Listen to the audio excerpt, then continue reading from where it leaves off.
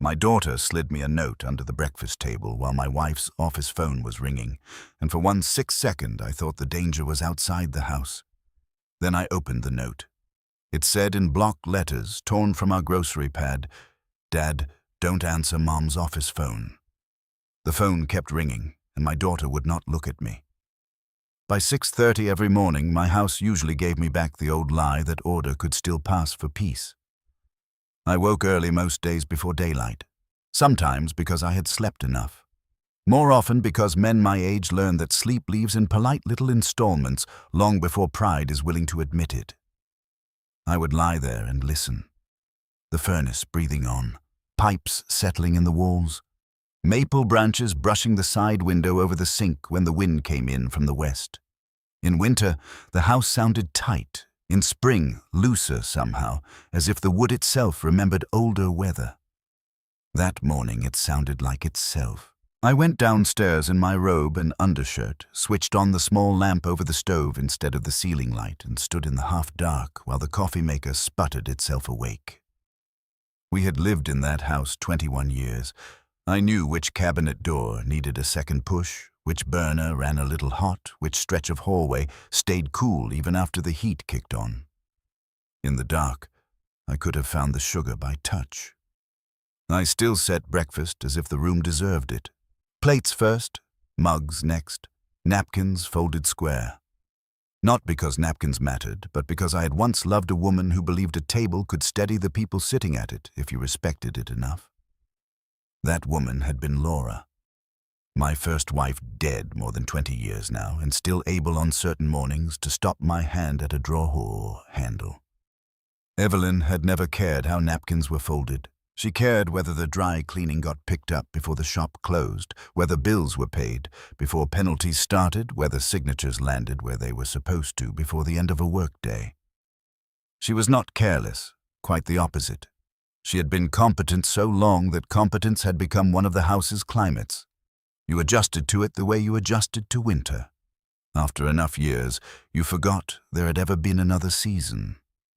Claire had arrived the night before from Columbus with an overnight bag, a cardigan folded over one arm, and the look on her face she always wore when she had something hard to say but had not yet decided which version of the truth could survive the room. She kissed my cheek at the door, let me carry her bag, and stood in the foyer, just long enough to glance toward Evelyn's office nook off the back hall. It was a quick glance. I doubt Evelyn noticed it. I did, because I notice things now that I used to make a habit of forgiving before I had to name them. Traffic, I had asked. Terrible. You eat? Not really.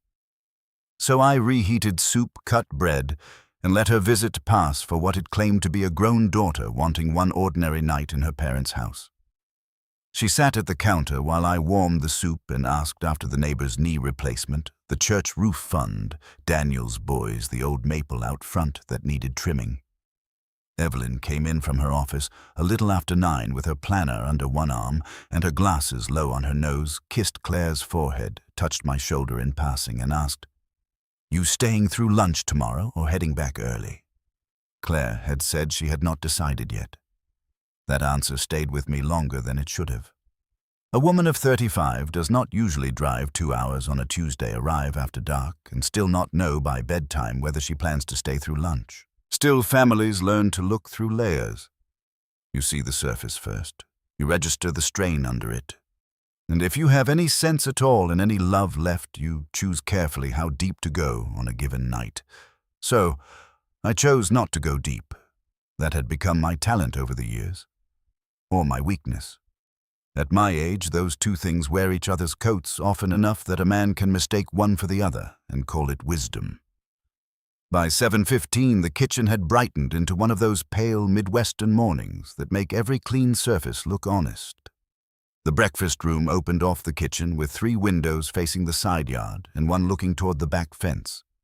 I had set out oatmeal toast coffee and sliced pears because Claire had loved pears since she was little. The old oak table sat where it had always sat, scarred on one corner from a science fair volcano Daniel had built in 8th grade, one leg still shimmed by a square of folded cardboard I kept meaning to replace and never did. The chairs did not quite match anymore. One had broken years ago, and we had bought a similar one at a church rummage sale close enough if you didn't stare too hard. I had always liked that room in the mornings. Light came in forgiving there. The walls were a soft cream Laura had chosen when the children were small, and even after 2 repaints, I had kept choosing shades that tried to remember it. Evelyn came in dressed for work, though she often worked the first hour from home. Navy slacks, cream blouse, low heels she could move in without complaint. Hair pinned up already. The small gold hoops Claire had given her 5 Christmases ago. Planner under one hand, even as she reached for coffee with the other. "Did you call the irrigation place?" she asked before she sat down. "Yesterday afternoon, and they'll come Friday." She nodded once satisfied, and opened the planner without really looking at it, more by habit than need. Evelyn always carried the feeling of having begun her day an hour before the rest of us admitted morning existed. When I first knew her, that had felt reassuring. Life after loss can make competence look a lot like mercy. A woman who keeps forms straight tracks deadlines and can stand in a bank or doctor's office and make people behave as if she belongs in charge can feel like salvation to a grieving man with a son to raise and a house full of unfinished air. I knew that now in a different way than I had then. Claire came in a minute later in socks and an old sweatshirt she had probably taken from our linen closet years ago and never returned. Her hair was pulled back badly, more from fatigue than intention. She poured coffee, sat down across from me, thanked me for the pears, and for half a minute the room performed itself. Spoon against bowl, steam from coffee. Morning light on the table. Evelyn turning a planner page. Claire blowing across the top of her mug. Me buttering toast. False safety often arrives dressed as habit. At the time it looked like breakfast. The office phone began to ring on the 4th tick of the kitchen clock. It sat on Evelyn's desk in the office nook off the back hall, far enough from the table that you had to listen for it and near enough that we all knew its ring immediately. It was not our old landline. We had given that up years ago. This was a separate office phone Evelyn had brought home more and more often in the last 3 years, first as a temporary measure during some system update at the elder services firm where she worked later, as a fixture nobody had ever really agreed to, but everybody had learned to step around. I knew that ring, thinner than a household phone used to be, more insistent, less human. The first ring cut across the room and Claire froze. Not dramatically, not the way people do in cheap television. She had a spoon halfway to her mouth and simply stopped. Her eyes dropped not toward the hall, not toward Evelyn, but to the table between us. Her knuckles tightened around the spoon handle. A small thing. If you were not her father, you might have missed it. Then Evelyn looked up too quickly. That was what caught me. Not fear, exactly. Readiness. The quick sharpening of her face before it chooses what expression to wear. On the second ring, she set the planner down face up. On the third, she opened her mouth as if to excuse herself. Before she could, Claire's hand moved under the table. Something brushed my knee. I looked at her then, really looked. Her face had gone pale under the morning light, but not in the soft way of a woman who slept badly. It was the kind of paleness that comes when somebody has already run the consequences in her head and found none of them bearable. I bent my hand under the tablecloth and took the folded strip of paper she had pushed toward me. It had been torn from the grocery pad by the refrigerator. The edge was rough. The letters were pressed hard enough to leave dents on the back. Dad, don't answer Mom's office phone. The 4th ring sounded from the back hall. My first feeling was not fear. It was confusion so sharp it almost felt like insult. My daughter was 35 years old. She had slid me a warning under the breakfast table like we were sitting in a room with somebody dangerous. I looked up. Claire still would not meet my eyes. Evelyn was watching me now. "What is it?" she said. I folded the note once in my palm. Nothing I said. The lie came too easily. That troubled me later. The phone stopped ringing. No one moved for a second after it stopped. Silence inside a house is rarely complete. There is always a chair settling a refrigerator motor. shifting somebody breathing through a tightened nose. But some silences still gather shape. This one stood between the breakfast room and the back hall like a person no one wanted to recognize. Evelyn rose first. "I should check that," she said. Her tone was normal. Too normal, maybe, but without the note in my hand, I might not have heard the strain underneath it. She left the room with the kind of efficient stride that made you step out of her way without resenting it. I listened to her heels cross the hall runner, then stop at the office nook. A button clicked, then quiet. Claire set her spoon down. Her oatmeal had barely been touched. I kept the note folded in my fist under the table, feeling the heat of my own palm begin to soften it. "Claire," I said quietly. She gave the smallest shake of her head. Not now, that meant. Not here. When Evelyn came back into the room, her face was composed enough to belong to church committees and funeral receptions. "Wrong extension," she said, sitting down again. "The office has been a mess this week." Claire reached for her coffee and missed the handle the first time. I saw that too. A younger man might have asked a direct question then. Or a man who had not spent years learning what one badly timed question can do to a breakfast table, to a day, to the thin scaffolding still holding a family together. I had come to believe dignity required me to choose the moment of rupture carefully, if rupture came at all. So I said nothing. We finished breakfast in pieces. Evelyn ate quickly, checked her watch twice, and said she might need to go into the office earlier than planned. Claire pushed food around her bowl and drank too much coffee. I made ordinary remarks about the irrigation company and the tomatoes struggling in the raised bed out back, and I heard my own voice doing the labor of a man pretending the walls had not shifted. After Evelyn left the table, she crossed the kitchen, stopped at the office nook just long enough to pick up her planner, and said over her shoulder, "Tom, if the service calls back about Friday, tell them before noon works better than later." "All right." She went out through the mudroom door. A minute later, I heard her car start in the driveway and back out slow as always. Only when the engine noise had faded did Claire let out the breath she had apparently been holding. I unfolded the note and laid it on the table between us. She looked at it, then at me. "What in God's name is that supposed to mean?" I asked. My voice stayed low, but it had sharpened. Claire heard that at once. Her shoulders pulled in the way they had when she was 10, and knew I was angry with the situation, but might yet turn it toward a person if she chose the wrong word next. "It means what it says. That's not good enough." She looked past me toward the office nook. From where we sat, you could see the edge of Evelyn's desk, but not the phone itself unless you leaned. "Dad," she said, "I just need you not to answer it." "Why?" She closed her eyes for 1 second and opened them again. "Because I don't want her deciding how you find out." "Find out what?" The words rose in me so fast they nearly made it into the room. I stopped them because I heard the danger in them before I heard the meaning.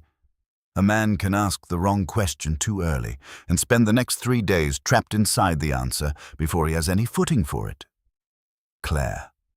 She took the edge of her paper napkin between both hands and began folding and unfolding it. She had done that as a girl, too. Some habits survive all the lives built over them. "I came here because I saw something yesterday," she said. "And when the phone rang this morning, I knew it was too soon." "Too soon for what?" She swallowed.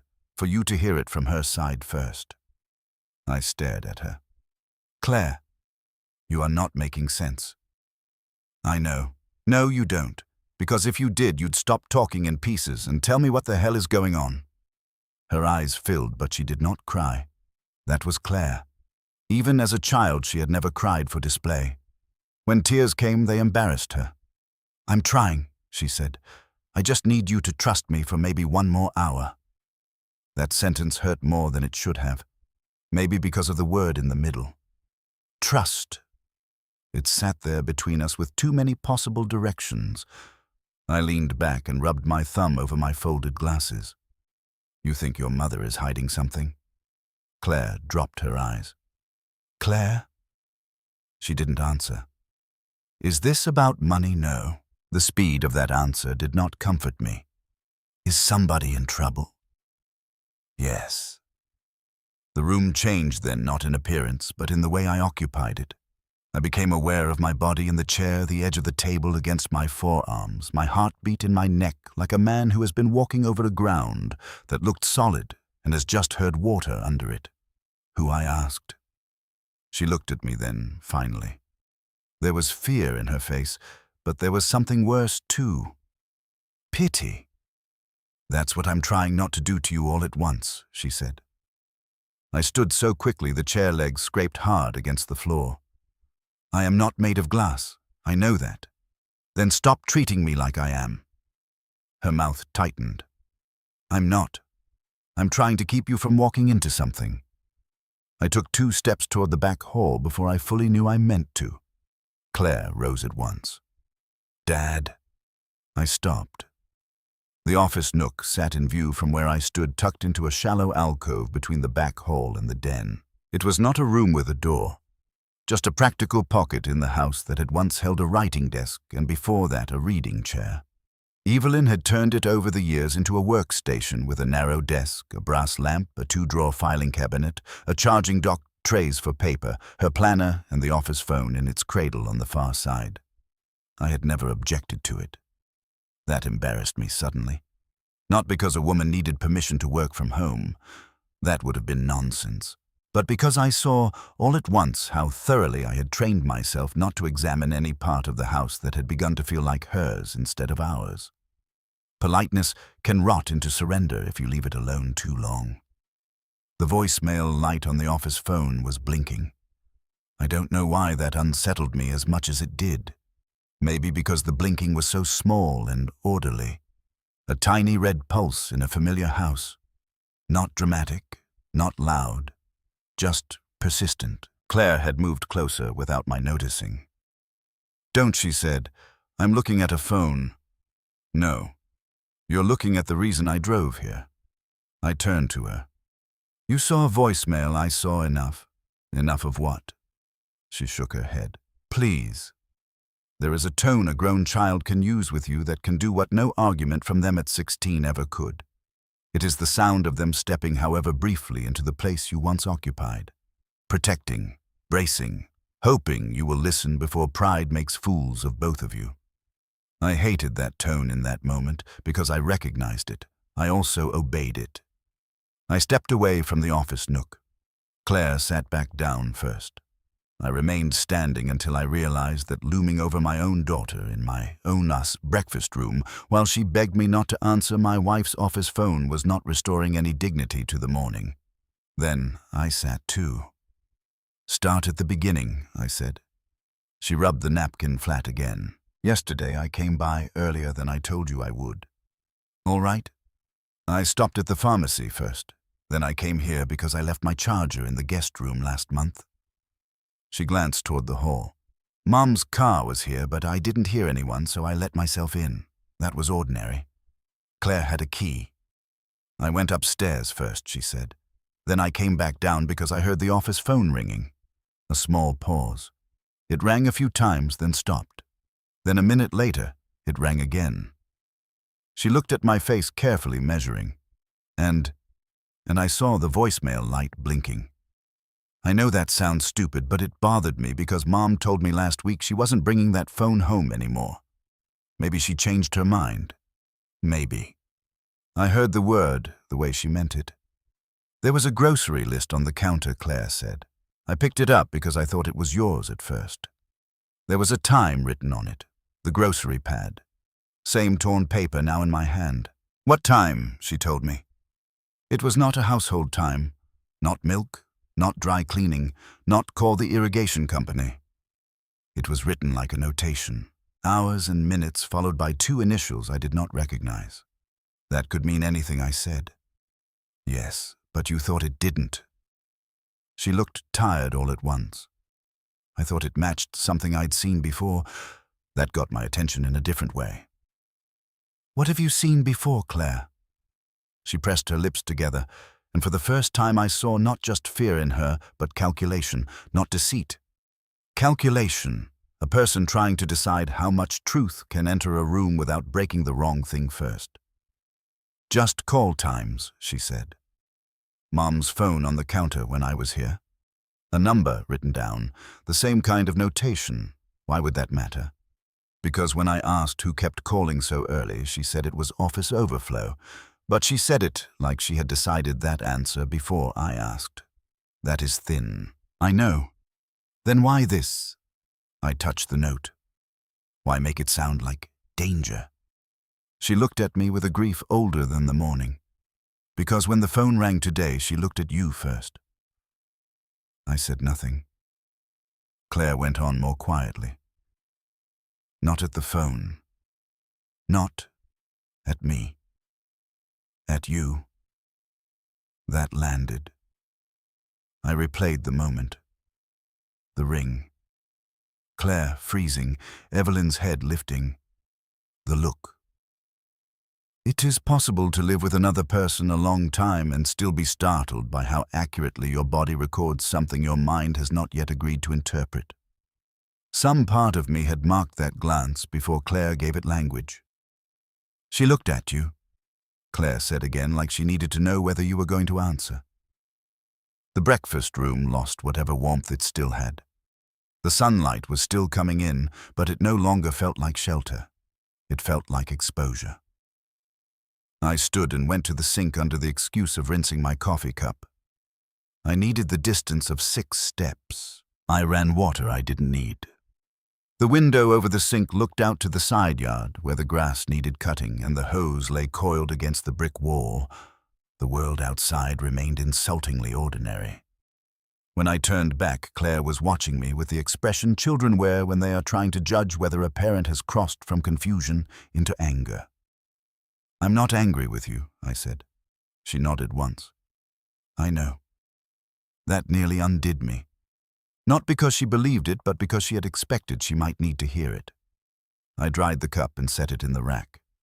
Your mother said the office has been a mess this week. Claire laughed once under her breath without humor.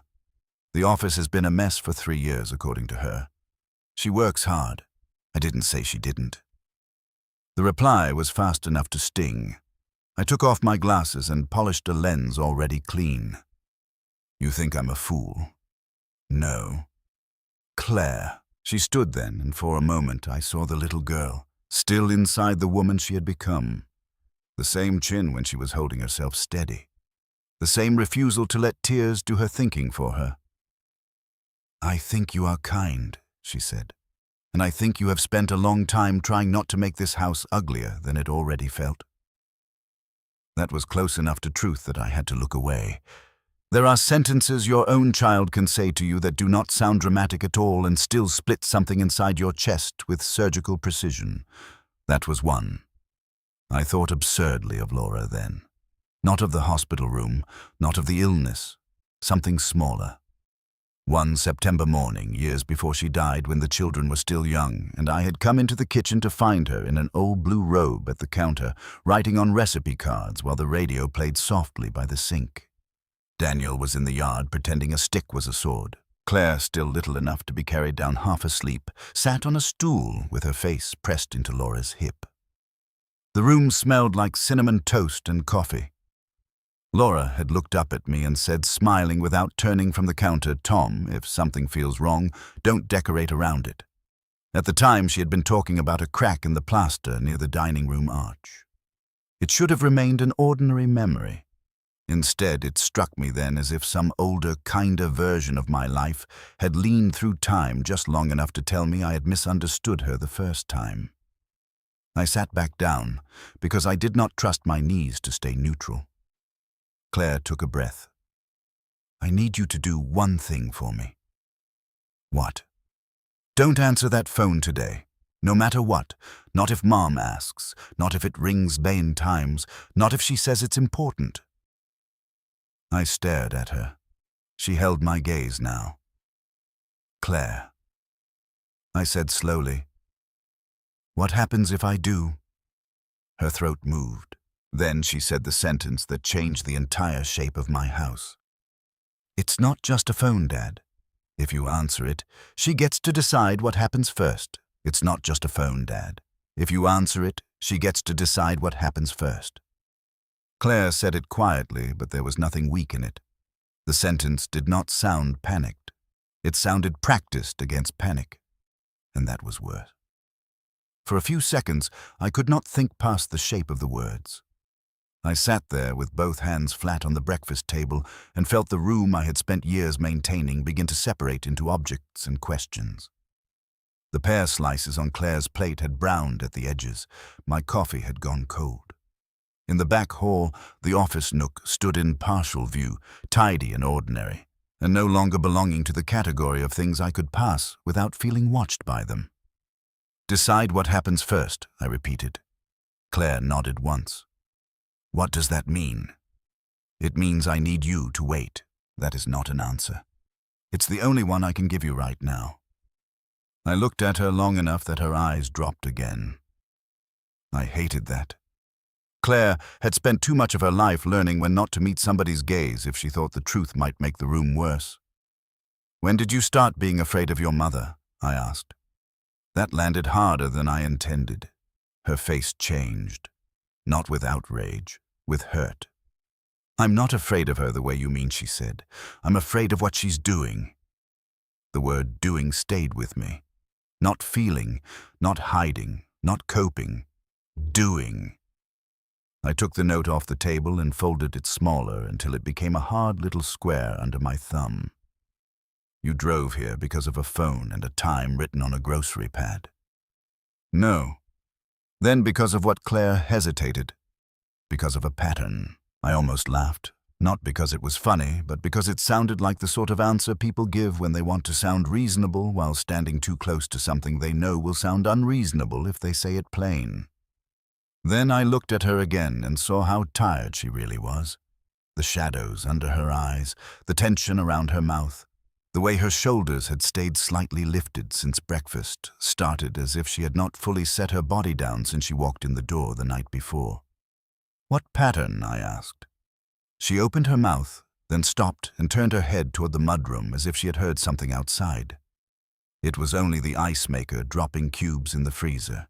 Even so, her reaction tightened something in me. "Claire." She looked back at me. "I've seen that phone here when she told me it wasn't here anymore. I've seen her carry papers in with groceries and say it was just office overflow. I've seen the voicemail light blinking when she said there weren't any messages. I've seen numbers written down that disappear later. None of that proves anything." "I know." "Then what are you asking me to believe?" She rubbed the edge of the note until the paper softened. "That you should not let her control the first move." The phrasing bothered me almost as much as the warning itself. It sounded strategic. My daughter should not have been speaking about her mother in the language of strategy. I stood up slower this time. "I need more coffee." Claire watched me cross to the counter. I poured from the carafe, though there was barely enough left in it to warm the mug. My hands were steady. I took no comfort from that.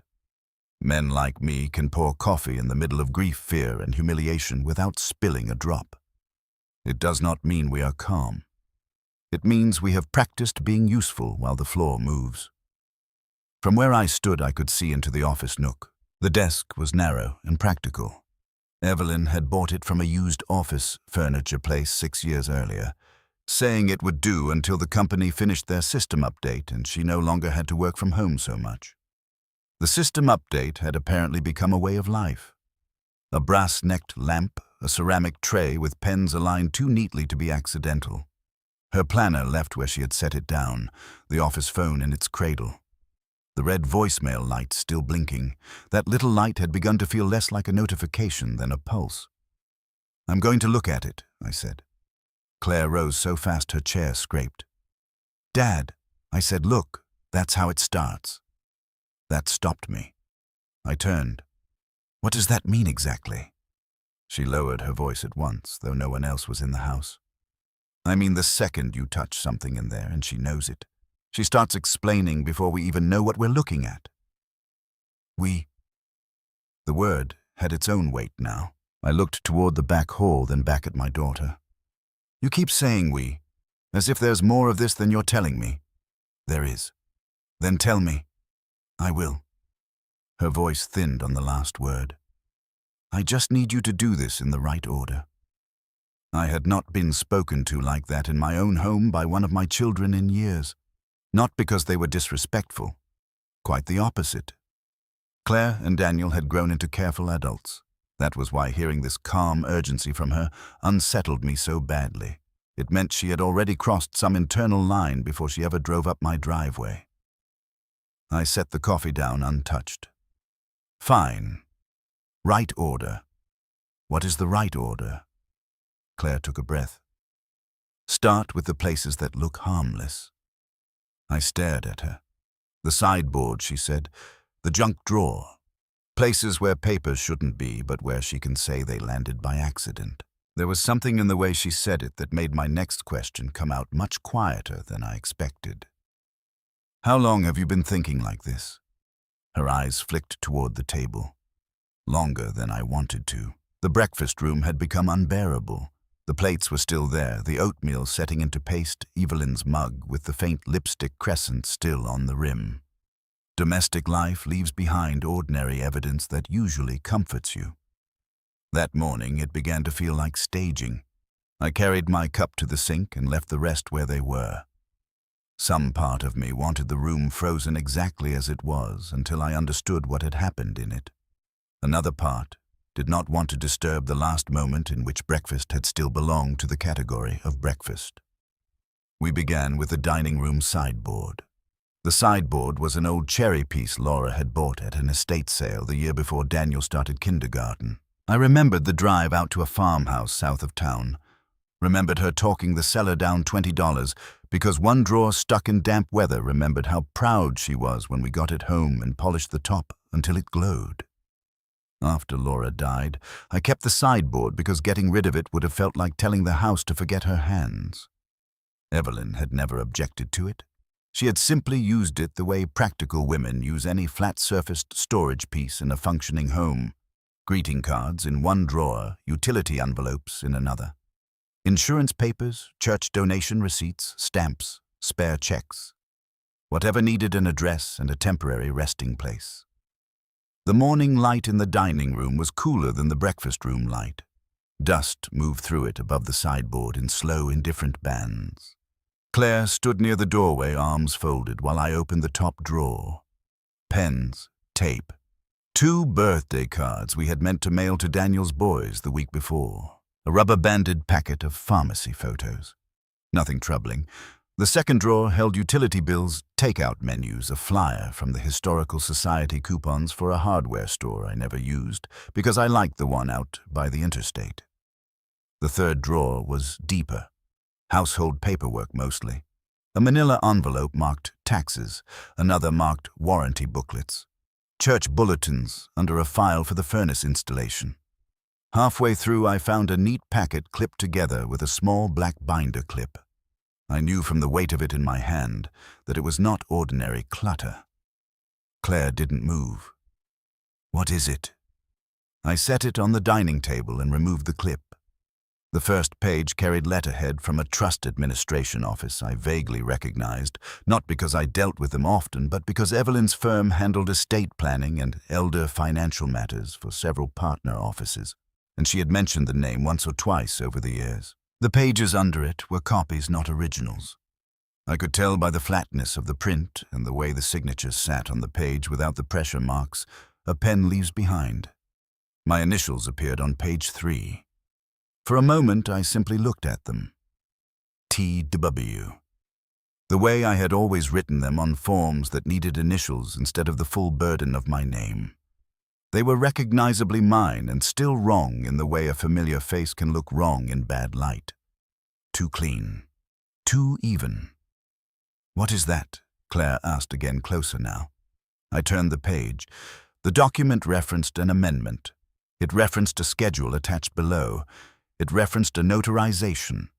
There was no attached schedule, no notary page. The packet ended 2 pages later with a copied signature line and the tail of some language about transfer authority and successor access that I did not fully understand. Dad, I realized I had stopped breathing properly. It's some kind of trust amendment, I said, for what I don't know. I flipped back through the pages. My initials appeared again in the margin on page 2. I had no memory of seeing the packet in this form. That by itself did not prove anything. A man my age signs enough forms that he cannot always call them back in sequence. But this felt wrong, not because I had never initialed anything related to estate planning or household records. We were at an age where those things came through the house often enough. It felt wrong because the packet looked assembled rather than whole. References pointed to pages that were not there. Language assumed attachments that were missing. The binder clip held together not a complete document, but the remains of one. "Do you remember it?" Claire asked. I wanted to say yes, or no. Something clean. "I remember talking about updating family papers last spring," I said slowly. Evelyn said her office had changed some recommendations about how assets passed if something happened to both of us within a short period. I remember I stopped. I was no longer in the dining room. I was in last April, standing by the kitchen counter while Evelyn came in from work with a folder and said she needed me to initial 2 pages before dinner because she had to bring the packet back the next morning. I remembered being tired. I remembered telling her to leave it by my chair. I remembered my glasses low on my nose, the television murmuring in the den. Evelyn pointing with one polished nail where she wanted me to initial because the full packet is boilerplate Tom. The important changes are on the summary. I remembered trusting her enough not to make a production out of it. That memory had never troubled me until it came back wearing this packet's face. Claire saw something move in mine. "You do remember?" "I remember paperwork. Not this. Not like this." The dining room suddenly felt airless. Claire spoke very quietly. "That's what I meant." I kept turning pages as if one more pass might correct them into innocence. It did not. The references stayed broken. The missing attachments stayed missing. My copied initials remained where they were. "I want to think of a simple explanation," I said. I know. Her saying that so softly nearly angered me because it implied she had already spent enough time with this to predict my hope before I voiced it. We searched the kitchen junk drawer next. I had never respected the phrase junk drawer because the contents of such a drawer are never truly junk. They are the little tools of continuity. Batteries, twist ties, scissors, a flashlight with weak batteries, old keys nobody throws away because once they open something important. A tape measure, business cards for plumbers and tree services. To dig through a family junk drawer is to put your hands into the sediment of ordinary life. That was exactly why the sheet torn from a yellow legal pad unnerved me. I pulled it from under a tangle of rubber bands and loose pens. 3 times written in Evelyn's narrow hand. Beside one, 2 initials. Beside another, a phone number I didn't recognize. On the back, written sideways, an office extension. Claire leaned over my shoulder. "That number. You know it. I've seen it before. Where on her counter once. On a sticky note. Then later, in her planner." I turned the paper over again. The extension meant nothing to me, and still it had no business being tucked under spare batteries and a dead coupon for pizza. My stomach had begun to feel heavy in the way it used to before difficult meetings at work when a project had gone sideways and everybody in the room was waiting for numbers that were going to ruin someone's week. This could still be overflow work, I said, and hated hearing myself do it. Claire didn't answer at once. Then she said, "Maybe." But she said it the way a nurse says maybe when a family member asks if pain is a good sign. I carried the trust packet and legal pad sheet back to the breakfast table and laid them side by side. The room looked wrong with paperwork in it, though. Maybe that was only because I had begun seeing it differently. That table had held homework bills, wrapping paper science projects, church directories, and once the disassembled motor of Daniel's dirt bike because he swore the kitchen had the best light for mechanical work. But all of that had belonged to the family openly. These papers felt like intrusion pretending to be domestic life. Claire took out her phone. "What are you doing?" "Showing you something." She unlocked it, scrolled through a folder and handed it to me. Photos of call logs on the office phone screen. Dates. Times. A sequence of incoming calls from one number repeated across several weeks, often early in the morning or just before dinner. A few outgoing calls close after. In one image, the red voicemail light glowed in the corner. When did you take these different times? When I was here. Once in June. Once in August. Yesterday. You've been photographing your mother's work phone for months. She flinched slightly at the way I said mother. I didn't know what else to do. Why didn't you tell me? That came out harsher than I intended. Claire looked down at the table. Because I already knew the answer before she gave it. I didn't know if I was seeing something real, she said. And because if I was wrong, I would have made you choose between us over a feeling. The room went still. That was the cost then. Not just her uncertainty, her belief that telling me might force her into hearing me defend Evelyn in a way she could not survive. I sat down heavily. I wouldn't have. I began and stopped. Wouldn't have. What? Dismissed her. Asked for more proof. Called it stress or timing or imagination. In all likelihood, I would have done some version of all three before I let myself walk into a place this dark. A decent man can become the delay harm depends on without ever once meaning to. That thought did not fully arrive then, but its shadow did. We heard Evelyn's car in the driveway sooner than I expected. Claire snatched her phone back and slid it into her pocket. I stacked the papers without thinking and pushed them under the church bulletins on the sideboard. The motion was so instinctive it shamed me. Concealment answering concealment. Why is she back? Claire whispered. I glanced at the clock. She forgot something. Or she never went where she said she was going. The front door did not open. A moment later, the mudroom latch clicked instead. Evelyn came in briskly, carrying her handbag and speaking before she entered the breakfast room. Tom, did you? Then she saw us standing by the sideboard. The sentence ended. There was no need to invent melodrama where ordinary tension would do more damage. Evelyn did not go pale. She did not stiffen. She simply took in the room, our positions in it, and the fact that the third drawer of the sideboard was still half open. Then she set her handbag on the counter with more care than necessary. I forgot a file, she said. Her eyes moved to Claire first, then to me. Everything all right? Yes, I said. Claire said nothing. Evelyn crossed to the office nook, opened the smooth drawer, took out a slim folder, and turned back toward us. You both look as if someone died. No one answered.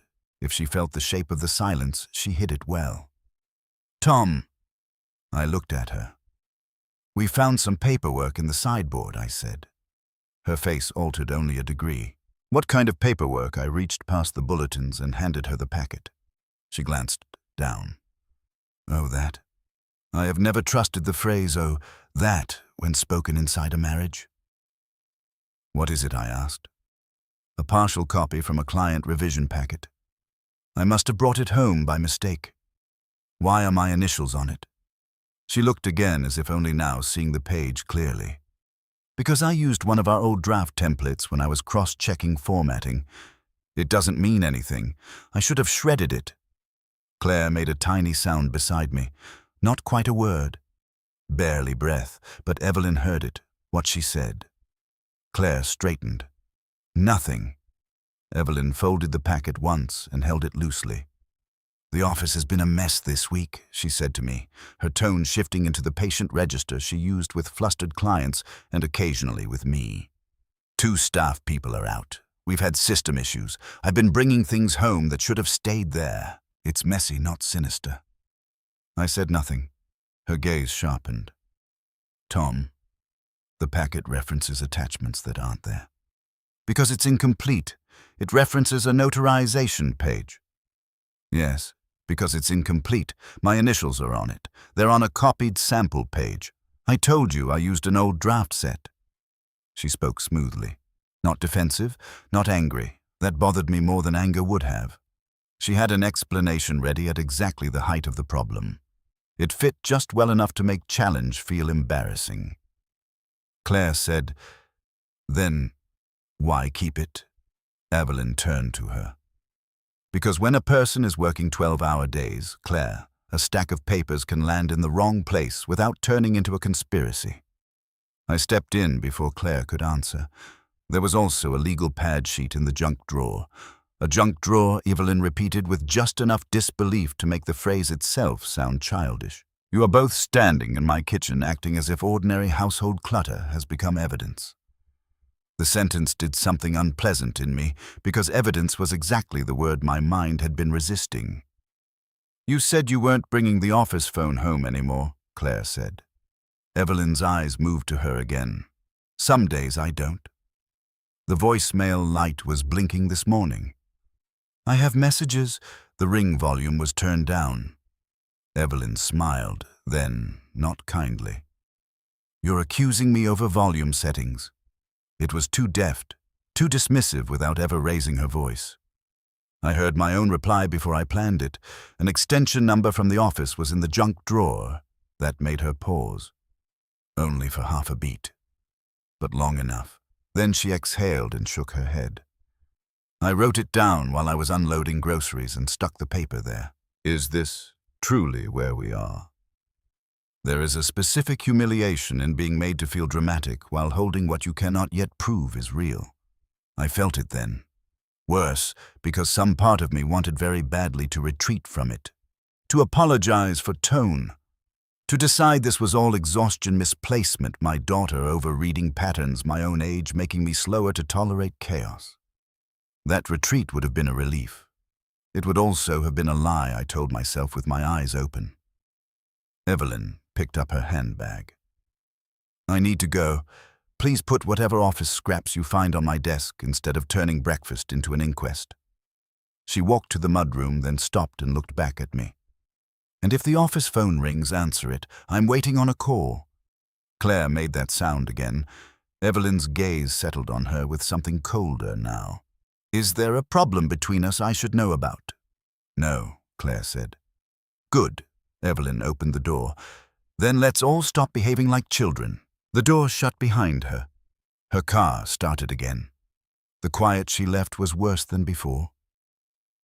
Claire sat down abruptly as if her knees had gone unreliable under her. I remained standing because standing felt like the only action left available to me that was not either shouting or surrender.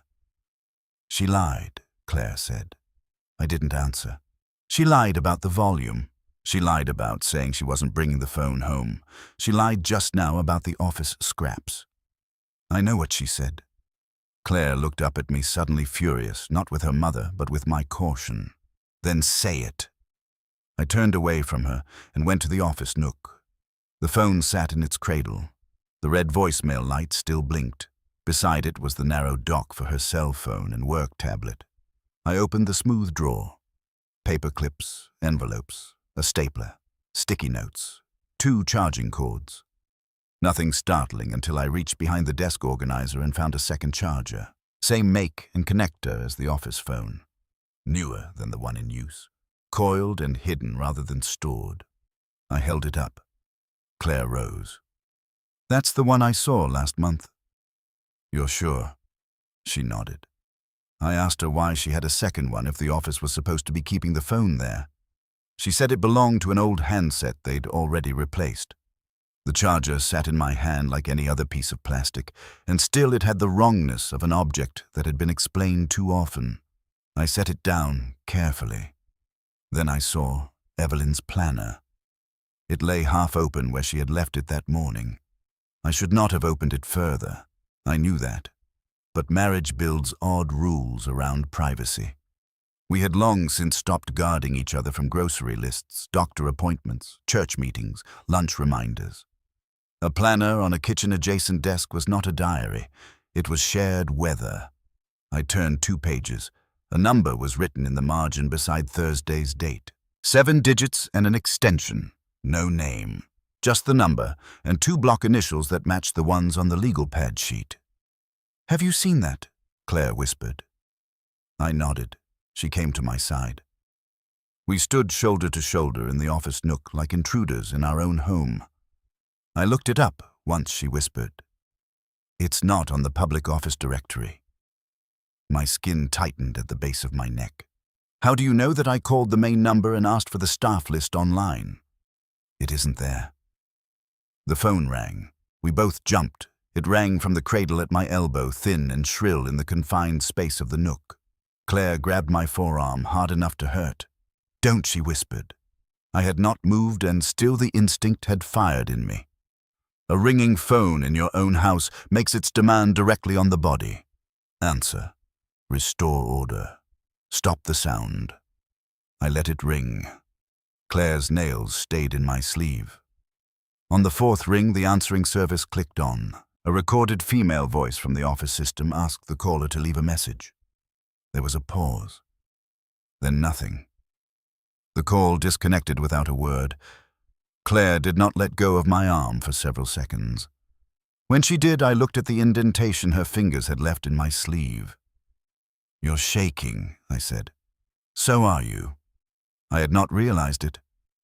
Daniel came by that afternoon. Claire called him from the den in a low voice, and though I could not hear the words, I heard the tone she used when she needed her older brother to move past skepticism into action. He arrived 40 minutes later in a pressed blue shirt with his tie loosened and his work badge still clipped to his belt. He looked like a man who had come directly from one life into another without enough time to change his face in between. He hugged Claire first, then me. His eyes moved once toward the office nook and back, too quickly for a man with no idea what he had walked into.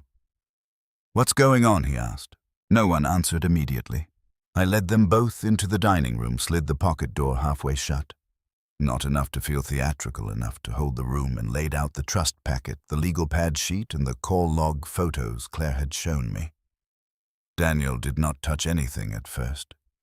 He looked. He had Laura's brow when he concentrated a line that pulled down between his eyes and made him look stern. Only trying to be exact. "Where did you get this?" he asked. "Sideboard. Junk drawer. Claire's phone." He lifted the top page with one finger and looked at my initials, then at the copied signature page near the back. He said nothing for so long, I heard the refrigerator cycle on in the kitchen. "Well," I asked. He swallowed. "This isn't good." "Meaning?" He looked at me then, not as a son first, but as a man trained to be careful with language when language can start a fire. "Meaning it might still be explainable," he said, "but not as normal overflow." Claire let out a breath, like she had been underwater. "What does that mean?" I said in English. Daniel tapped the paper lightly. "This kind of packet should travel complete. If it's a draft, it should still be coherent. If it references attachments, the attachments should be there or clearly marked pending. If it references a notarization and that page isn't here, that matters. If your initials appear on a copied page inside a packet that isn't whole, that matters more. It could still be a template." I said, hearing myself do it again. "It could," Daniel said. "But," he looked back at the signature page, "but I don't like where your initials are placed, and I don't like that the references imply a packet sequence that isn't here."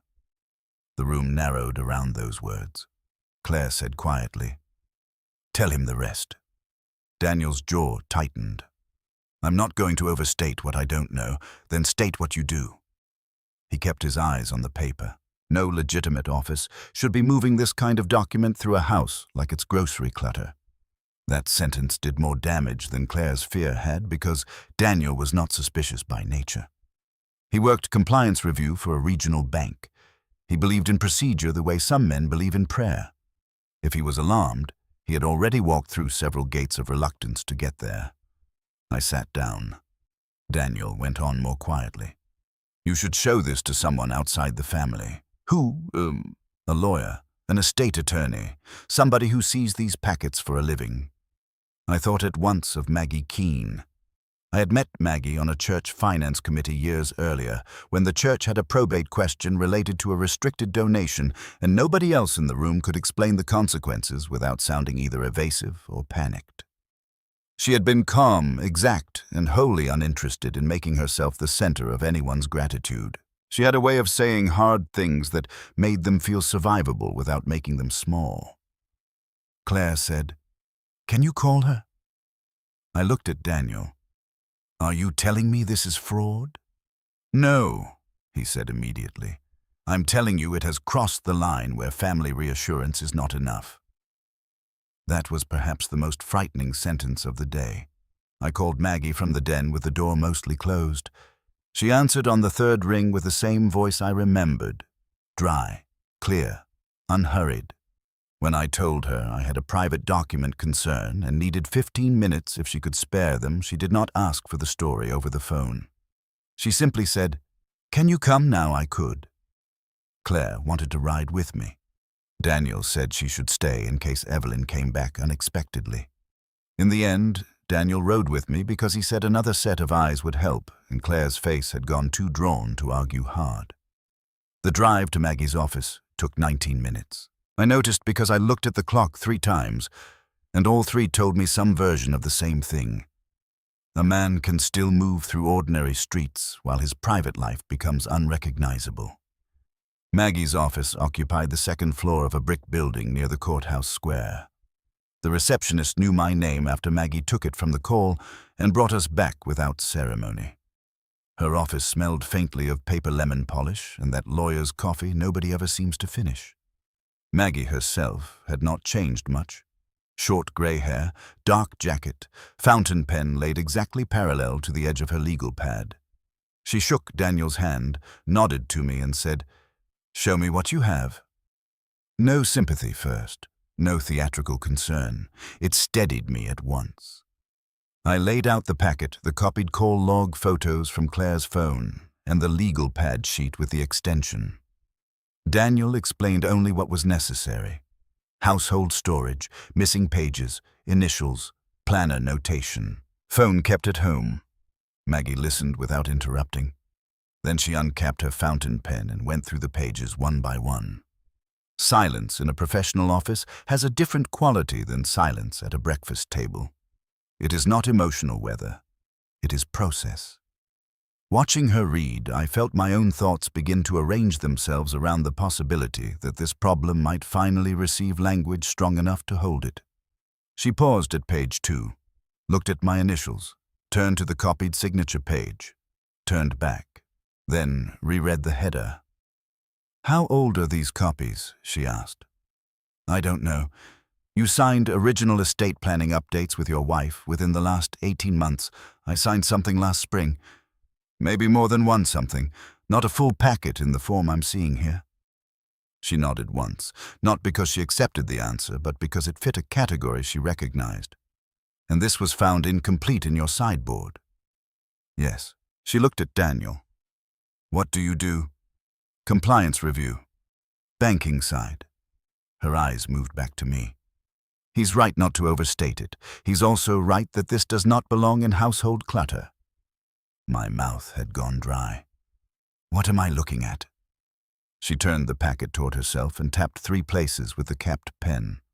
At minimum, an incomplete and improperly stored copy set.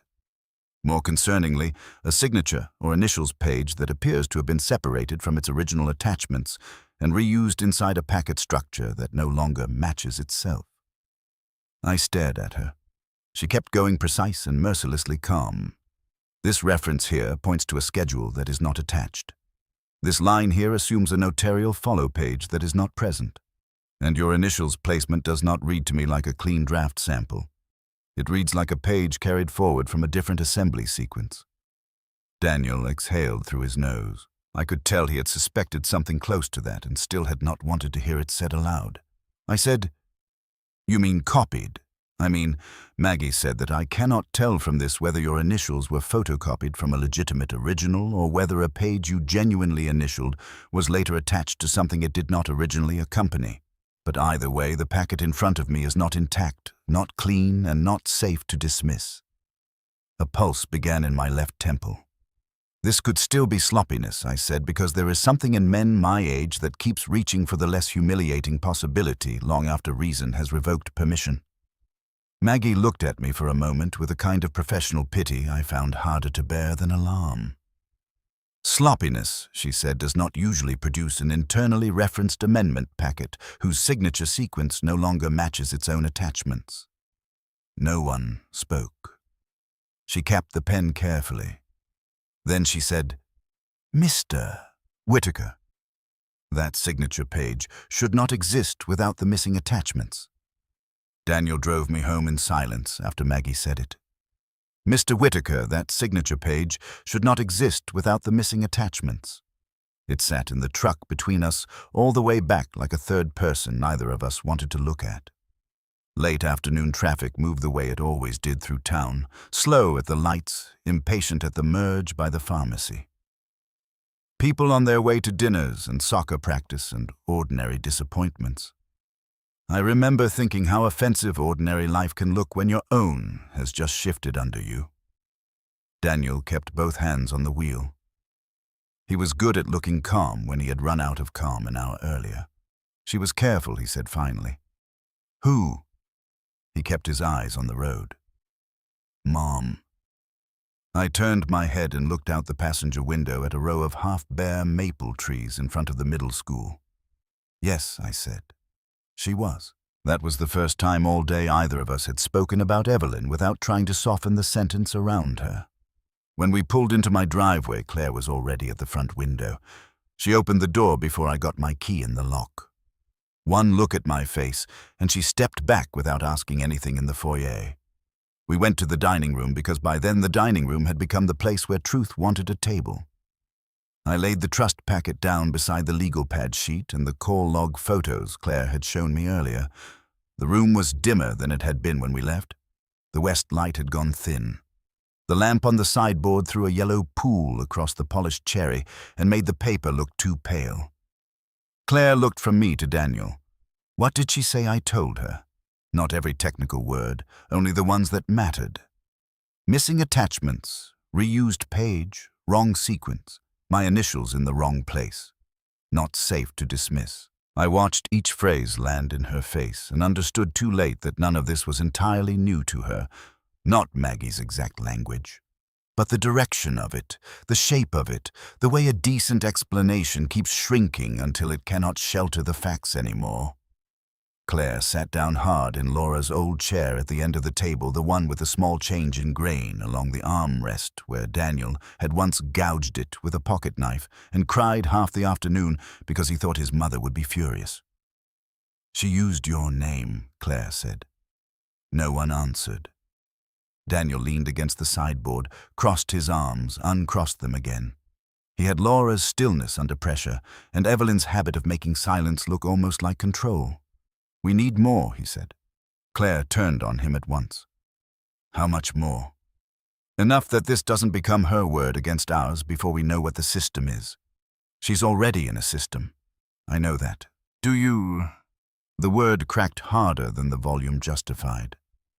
I looked at my son. "What does that mean?" Daniel lowered his eyes. A father knows when silence in one of his children has memory inside it. "Daniel." He took a breath. "A few months ago, I saw a draft page." Claire looked at him the way people look at a wound they've known was there but hoped they had imagined. "What draft page?" I said. He pushed away from the sideboard and stood with both hands in his pockets, like a boy preparing for deserved anger. "Mom asked me to look at a banking phrase and something she said was part of a client update. Just terminology. I was in the kitchen after one of the Sunday dinners, and she slid a page across the counter while you were outside fixing the gutter on the side porch. I remembered the day at once. Rain in the air, the ladder not sitting square on the mulch. Evelyn at the back step telling me not to be stubborn in the tone that combines irritation and affection after enough years. "I looked at it," Daniel said. "I saw your initials. Not the same page, I don't think, but your initials. The room shifted under me. And you said nothing. I told myself it was exactly what she said it was. A formatting issue. Banking language. She said she'd used a family sample packet because the office printer had chewed the original and she wanted me to check one line. Claire laughed once with no humor in it. Daniel flinched. "I know how that sounds now." "No," Claire said. "You know how it sounds to you now." I held up a hand before the argument could break open fully. "Why didn't you tell me?" Daniel looked at me then, and because he was my son, I could see the shame arrive before he spoke. Because I didn't want to accuse her based on one page. And because if I was wrong, then I was the son walking into his father's house and saying your wife might be using your paperwork. I wanted certainty first. Did you ever get it? No. Then, what did you do? His jaw worked once. I copied the page on my phone and deleted it later. Claire stared at him. You deleted it. I told you I wanted certainty. You wanted not to know. The sentence hit him and stayed. I ought to have been furious then. Maybe I was under the larger injury, but what I felt first was something heavier and older.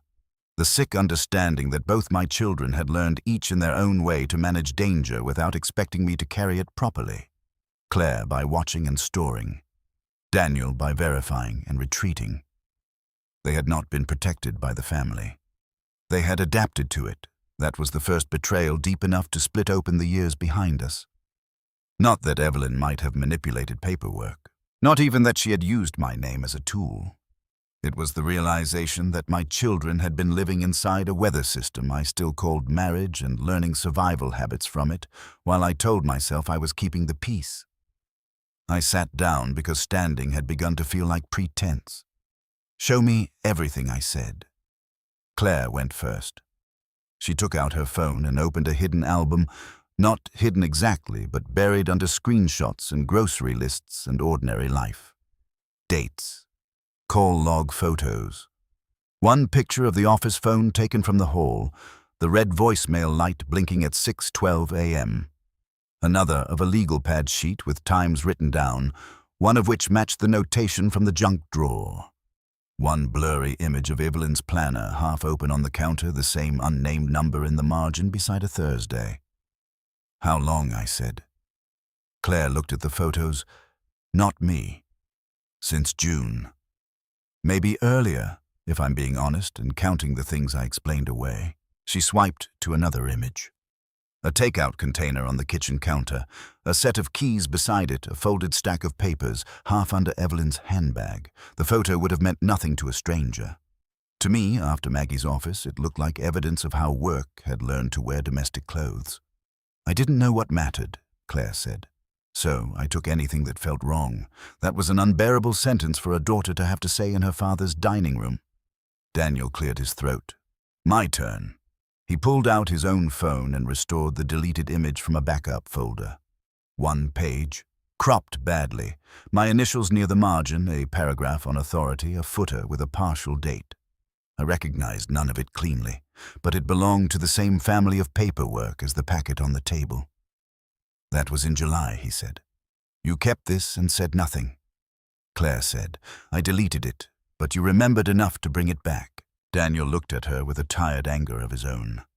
You think you're the only one who knew something was off? I cut in before they could turn years of private adaptation into a sibling trial. Enough. They both fell silent. I stood again slower, because now the room needed structure from me, and I could no longer afford the luxury of grief without action. Maggie was right. We stood in the doorway between suspicion and proof. If the family had adapted in silence this long, then silence had already done enough work for the wrong side. We reopened the house, I said. Neither of them moved. What does that mean? Claire asked. It means, I said, hearing my own voice change into something plainer and harder than it had been that morning, that from this minute forward, this house is not just where we live. It is where we look. That was the moment, though I did not name it then, when I stopped being a wounded husband and became something else. We started with the bedroom filing cabinet. It stood against the far wall of the primary bedroom beside the bookcase and the window. Evelyn liked cracked open at night, even in cold weather. I had passed it every day for years without thinking of it as anything but a practical thing. Files, insurance policies, house records. Some of Laura's documents at the bottom untouched, because touching them had once felt like trespass against grief. I unlocked it with the brass key from my dresser tray. File by file, we lifted and sorted. The first drawer yielded exactly what it pretended to hold. Mortgage records, furnace warranty, insurance renewals, property tax notices. But halfway back behind a labeled folder for medical reimbursements, Daniel found a second folder with no label at all. Inside were 3 copied signature blocks on 3 different types of stationery, each partial. None attached to a complete packet. My name on one, Evelyn's on another. A client I did not recognize on the third. Claire put a hand over her mouth. Daniel laid them on the bedspread carefully. No office should be storing these loose. No office should be storing them here, I said. The words came out colder than I intended. Neither child objected. In the second drawer, we found household records mixed with things that never should have shared a space. Utility bills beside a reimbursement claim form. Church donation receipts under a packet of elder care invoices. A notarized copy with no visible related pages folded into quarters as if it had been carried in a purse and forgotten. Claire whispered, "She mixed everything. She was right. That was the design. Not sloppiness. Camouflage through density. Nothing looked hidden because everything was buried among ordinary life. The house had learned to hide by pretending to be overfull. We carried the suspicious pages back to the dining room and began arranging them in rough categories. Household, questionable, unknown, missing pair. Daniel wrote dates on a legal pad. Claire matched call log photos to days she had been in the house. I didn't notice at first how naturally they fell into those roles. She remembered moments and tones. He remembered sequence and structure. Together, they had already become the kind of siblings adults become when the parents' marriage produces weather instead of shelter. I hated that knowledge. We went back to the sideboard, then to the upstairs hall closet, where outdated files were sometimes stacked in bankers' boxes. Nothing decisive there, only more of the same contamination. Insurance copies clipped to office memos. Household receipts used as scratch paper for extension numbers. A folded map to a client address tucked into the same envelope as Christmas card stamps. At 5:15, the house changed. Not in spirit, in sound. We heard Evelyn's car in the driveway. The room froze. I felt every person in it go still at once. Claire reached automatically for the nearest stack of questionable papers. Daniel picked up the unlabeled folder from the bedroom cabinet. Instinct. Hide before she sees what we know. The same instinct that had been serving her system all along. No, I said. They both looked at me. Leave it. Claire stared at me as if I had suggested we strike a match under the drapes. She'll know. She already knows something. She can destroy this, not if we stop treating it like secret guilt. My voice stayed low, but it carried something new in it. Claire heard it first. She set the papers down slowly. Daniel followed. The back door opened, heels on the mudroom tile. A pause. Then, not the sound of a woman coming home to her family. The sound of someone listening before stepping into the room that might already be speaking about her. Evelyn appeared in the doorway with her handbag still on her shoulder. Her eyes went first to the table, then to the stacks, then to me. It lasted only a second, but I saw fear in her for the first time. She masked it almost immediately. What is all this? A sorting project, I said. Claire turned away so quickly it was almost insolent. Daniel remained where he was, pen still in hand. Evelyn walked in without setting her bag down. A sorting project. Household records, I said. Things that have been landing in the wrong places. She looked at the spread of papers across the dining room table, the unlabeled folder opened the copied signature pages laid out in the middle. Her eyes stopped on those. Then she did something that told me more than any raised voice could have. She smiled, not warmly, not convincingly. A managerial smile, the kind a woman uses when deciding that the best response to a mess is to reduce it before anybody else has words for it. "Tom," she said, "please tell me you did not drag Daniel into my office backlog." Daniel answered before I could. "This isn't backlog." Her eyes cut to him. "You have no idea what it is." "No," he said. I think I do. Evelyn took one measured step forward. Then I suggest you both stop performing competence over paperwork you do not have context for. That got Claire's head up. Context, she said quietly. Is that what you call it? Evelyn turned to her slowly. What exactly is your problem with me today? My problem. Claire's voice shook once and steadied. My problem is that you keep acting like the house is an annex of whatever you won't say out loud. Silence followed, sharp and immediate. Evelyn looked at me, then not the children. Is this coming from you?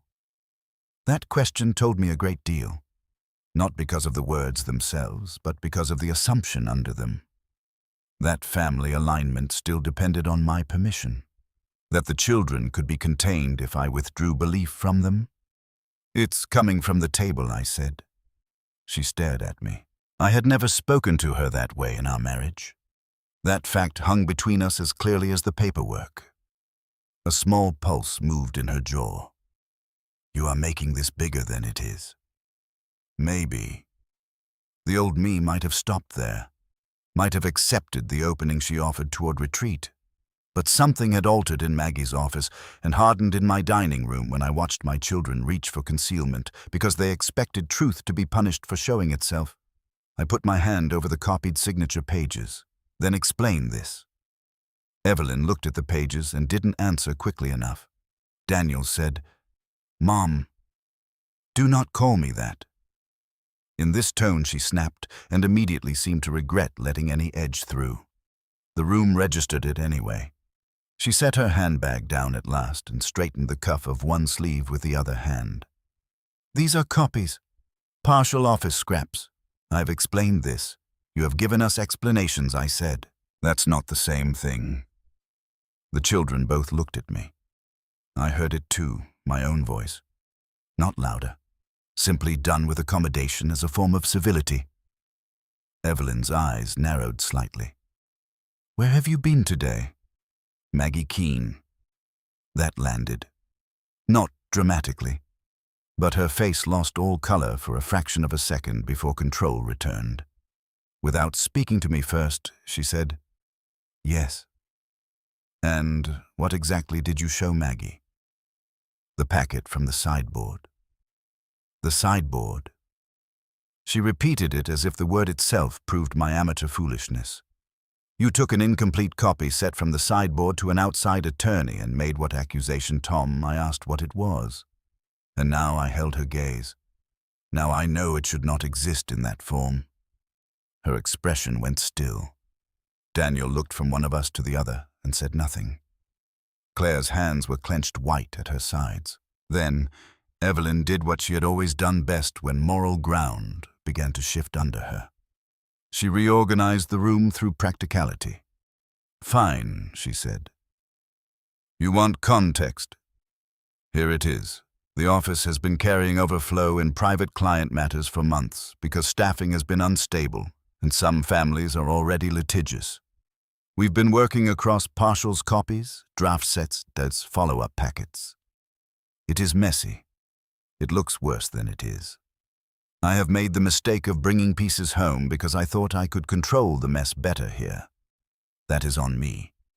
But if you are standing there imagining odd transfers and secret plots because you found clutter in a house that has not had a clean filing discipline in years, then all three of you have lost your minds. It was a good defense. Too good. Grounded enough to sound sober. Irritated enough to sound insulted by nonsense. It gave every ambiguous object a plausible place to stand. And still something in me had begun to hear the structure rather than the content. Control the mess better here. Private client matters. Bringing pieces home. Each phrase admitted use without admitting intent. I said, why is my house part of that process? Her answer came instantly. Because it is my house too. The room went dead quiet. The cruelty in the sentence was almost invisible. That was why it hurt. This was no longer an argument about office overflow. It was a claim of jurisdiction. I saw Claire's face go blank in a way that frightened me. Not because she was shocked, because she had heard that kind of sentence before, in some version often enough to know exactly what it was meant to do. Evelyn turned, picked up her bag and said, "I am not having this conversation while the three of you stand over office material you do not understand." She crossed to the hall. I said, "Stop." She did. Not because I raised my voice, because I didn't. She turned back. "When did the children start being careful around your phone?" I asked. A long pause. Then she said, "You would have to ask them why they've decided to become paranoid. Not careful, then." She didn't deny the premise. She attacked the wording. Small things matter when truth is defending itself badly. She went upstairs without another word. The second she was out of sight, Claire sat down hard and pressed both hands over her mouth. Daniel muttered something under his breath. I didn't catch. I stood in the hall doorway and listened to Evelyn moving overhead. Bedroom closet, bathroom drawer, linen cabinet opening and closing, not random movement. Inventory. "She's checking." Claire whispered, "I know. What do we do?" The answer came before I thought it through, which meant I had probably been building toward it for hours. We keep going. And we did. Night fell before we reached the garage. The garage had always belonged more to my life than to the house's social one. Tools, ladders, the old workbench, paint cans, snow shovels, boxes that should have been cleared years ago and remained because no one has enough clean courage to fully sort the sediment of a family. When that sediment still smells like memory. A single bulb over the side bench cast the kind of light that makes cardboard look older than it is. Laura's archive boxes sat on the top shelf of the metal rack where I had put them after I married Evelyn, not to hide them exactly, but to take them out of daily traffic without destroying them. Her handwriting still marked the sides in black felt tip. Recipes, school papers, house files, 1998 to 2002, Christmas.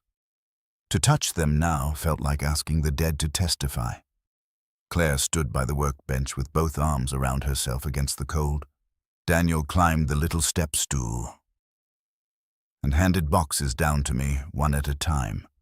Dust rose around us. I opened the recipes box first because I knew where my hand wanted to go. Index cards softened at the corners, her handwriting unmistakable. Chicken pot pie, cinnamon bread, peach cobbler, tomato soup. Halfway through, tucked between a recipe for bran muffins and a church potluck casserole, I found a folded deposit slip from 22 years earlier, with a note on the back in Laura's hand. "Tom Bank Guy says never sign only the last page if they rush you. Make them give you the whole packet. L." I had no memory of that note. The garage seemed to drop away around me. "What is it?" Claire asked. I handed it to her. She read it once and closed her eyes. Daniel leaned over her shoulder. No one spoke for a moment. That was the thing about Laura. She had not been saintly. She had been alive in the plain practical way some honest women are alive, seeing the small version of danger and naming it while it still looked domestic. A crack in plaster, a tone in a room, a bankman in a hurry. The note turned memory into accusation, though not against Evelyn alone, against me. Against the years in which I had accepted summary when the whole packet felt impolite to request. I told her once not to keep scraps like this. I said more to myself than the children. Claire looked up. "What?" "Nothing." But it was not nothing. It was another memory changing shape. Laura, at this very workbench, laughing because I had called her a pack rat while she slipped practical warnings into recipe boxes and drawers and Christmas tins, as if she understood that domestic life only stays safe when somebody in it respects the paperwork. We went through the house files box next. Old insurance declarations, a ledger of home repairs in my handwriting, check copies, school lunch forms, real records, complete records, honest records. That was the point. Laura's boxes did not contain some secret miracle of proof against Evelyn's current scheme. They contained a baseline, a standard of how a household keeps documents when documents are meant to be found again by the people they belong to. Intact, dated, Named. Moral contrast can be more devastating than evidence when you have spent years pretending not to need either. Daniel found the old family address book near the bottom of one box. Names, numbers, doctors, hardware store, church office, Laura's parents, my brother, the old pharmacy. One number on the inside back cover had been circled in red at some point and crossed out later. It meant nothing directly, but it reminded me how completely a house once kept information in one place for the purpose of being shared, not hidden. By the time we carried the boxes back down and restacked them, the garage no longer felt like storage. It felt like a witness room. We found the shredded fragments in the kitchen after 8. Evelyn had gone quiet upstairs. Too quiet. No doors opening, no television, no shower. No movement except once down the hall and back. It was the kind of silence that means someone is not resting, they are listening. I went to take the kitchen trash out because I needed motion. The shred bin sat under the desk side of the office nook, half hidden by the filing cabinet. I had emptied it often enough over the years without ever bothering to look. Why would I? It held the harmless remains of modern life, credit card offers, duplicate utility bills, church mailing labels, whatever nobody wanted whole in the trash. That night, I lifted the lid and saw heavier paper than usual. Cream stock, not junk mail, not grocery coupons. I carried the bin to the dining room. Claire and Daniel looked up at once. What? I spread newspaper over the table and tipped it gently. The strips fell in a dry heap, some narrow, some wider, where the machine had fed badly. Daniel let out a low breath. Claire dragged a chair closer. For the next hour, we reconstructed as much as we could. It was maddening work. Tedious. Intimate. 3 adults bent over paper shreds at the family dining table while the house held its breath around us. We found fragments of legal language. Part of a notary seal impression, the tail of my surname on one strip, a date on another. And on a third, half an office routing reference with the printed word callback still visible. Claire whispered, "Oh my God." "Don't say that yet," Daniel muttered, though his own voice had gone tight. "This was today," Claire said. "This had to be today." I knew she was right because the strips still carried the faint warm odor of machine friction and paper dust. Fresh destruction has a smell. That became the most unforgettable scene of the night for me. Not Maggie's office, not the packet itself, but the realization that while we were in my house trying to understand it, someone inside that same house had already begun trying to reduce the truth into strips fine enough to scatter. The house was no longer deceptive. It was active. At 9, Daniel found the aspirin tin. Not in the bathroom. Not in the medicine cabinet. In the back of the kitchen junk drawer, under old birthday candles and a bag of dried-out rubber bands.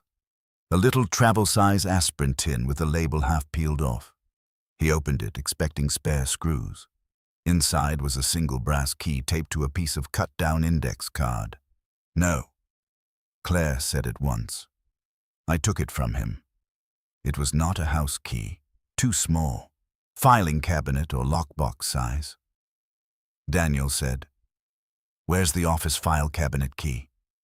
"In her planner," Claire answered immediately. "You know that? She used to keep it clipped there." I looked at the tiny key in my palm and understood suddenly how many of our domestic systems had once seemed merely over-organized to me. Evelyn had always liked controlled access. Labels, designated drawers, duplicate lists, backup copies. I had called it competence because competence was easier to live with than suspicion. Now every one of those traits began to look like a skill set that had simply found a better use. The children were watching me. "What now?" Daniel asked. I looked toward the office nook. The desk lamp was off. The phone sat in its cradle in the dark like something patient. Then I noticed it. A faint rectangle on the dining room side of the office desk where a paper stack had rested often enough to preserve a slightly cleaner patch of wood.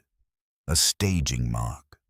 And on the far edge of the dining room table near the chair Evelyn preferred when she sorted mail, a dull abrasion in the finish from something clipped and moved again over time. Household transfer zones.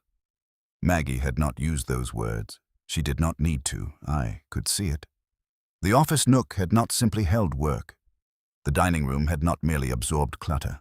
The house had been arranged to let paperwork travel through it in ways that looked domestic until you stood back far enough. I said more to myself than to them. She used the house. Claire's eyes filled, but she didn't cry. I know. Daniel said nothing. I looked from the office nook to the dining room table, then to the sideboard, the junk drawer, the hall beyond. Every ordinary surface shifted under the same ugly light. Breakfast table as timing point, sideboard as concealment, desk as command post, dining table as packet assembly, my home as camouflage. The knowledge did something final to my grief. It sharpened it. Not the grief of a lonely husband anymore. The grief of a father who understood that the family structure he had spent years tending like a damaged roof had not merely leaked. It had been used. I went to the office nook. Claire stood at once. Dad, stay there. The smooth drawer opened beneath my hand. Envelopes, pens, sticky notes, the hidden second charger. I reached lower and pulled the bottom drawer. Files, hanging folders. At the back behind the client tabs was a manila folder with no label. I took it out. Inside were copied signature pages. More than one. Mine among them. Evelyn's, a client's. Partial sheets, detached certification block copies, not full documents, components. Daniel came to my shoulder and said very quietly, "That's packet handling." The phrase made my skin crawl. We carried the folder to the dining room table and laid the pages out. Claire took photos. Daniel began writing down where each item had been found. I was no longer wandering through the house, hoping the truth would present itself gently enough to preserve my idea of my marriage. I was building a record. That was the point of no return, long before the night physically ended. Near 10, Daniel found the name Janice Holloway, written in tiny script on the inside back flap of Evelyn's planner, beside the same office extension we had seen in the junk drawer. "Who's Janice Holloway?" Claire whispered. I didn't know. Daniel looked at the extension and then at the routing fragment from the shred bin. Records clerk, maybe. Notary. Office support. Somebody who touches paper flow. "Can we call her?" Claire asked. "Not tonight," I said. "Not until we know how." They both looked at me. The tone in my own voice did not surprise me anymore. It had settled. Not calm exactly. Structured. Evelyn came downstairs at 10:15, not into the dining room, only to the hall. We heard her pause there, then the soft, careful sound of her turning toward us without yet stepping into view. She knew we were still at the table. She knew enough not to walk into it blind. I rose and met her in the doorway. She wore her robe over a nightgown, her hair down, now face scrubbed clean. For one moment, she looked like any tired woman at the end of a long day. Then her eyes moved past me and saw the table behind my shoulder. "What are you doing?" she asked. "Looking." Her gaze sharpened. "At what?" "At my house." A line appeared beside her mouth. "It's late. Whatever performance this is can wait until morning." It waited too long already. She stared at me. There are marriages in which one sentence can make both people understand that the prior arrangement has died, even if the official confrontation has not yet arrived. This was one of them. Her voice went flatter. "You are making a terrible mistake." Maybe I was. But mistakes come in families the way weather comes across a field, not all at once, not from one cloud. I had been making a different one for years. "Go to bed," I said. Her eyes widened slightly. I had never said that to her in that tone. For a second, I thought she might step past me anyway. Instead, she looked over my shoulder one last time, taking inventory the way she always did, and whatever she saw, there must have told her that tonight would not be salvaged by explanation. She turned and went back upstairs. I waited until I heard the bedroom door close. Then I went to the office nook, lifted the phone from its cradle and carried it into the dining room. Claire stood very still. Daniel set his pen down. I placed the phone in the center of the table among the rows of paper. Then I straightened the trust packet, the copied signature pages, the routing fragment, the legal pad sheet, the tiny key, and Laura's note from the recipe box. I set my reading glasses beside them and looked at the order we had made out of the wreckage. The office phone sat in the middle like the heart of the lie. I did not sit down right away. I stood there with one hand on the back of my chair and listened to the house. It no longer sounded like home. It sounded like a place waiting to see whether I would finally stop living inside the version of it that had been prepared for me. At last, I sat, put on my glasses, and waited for Evelyn to come home to the table she had made. I sat there long enough for the house to settle around me. The vents clicked once and went quiet.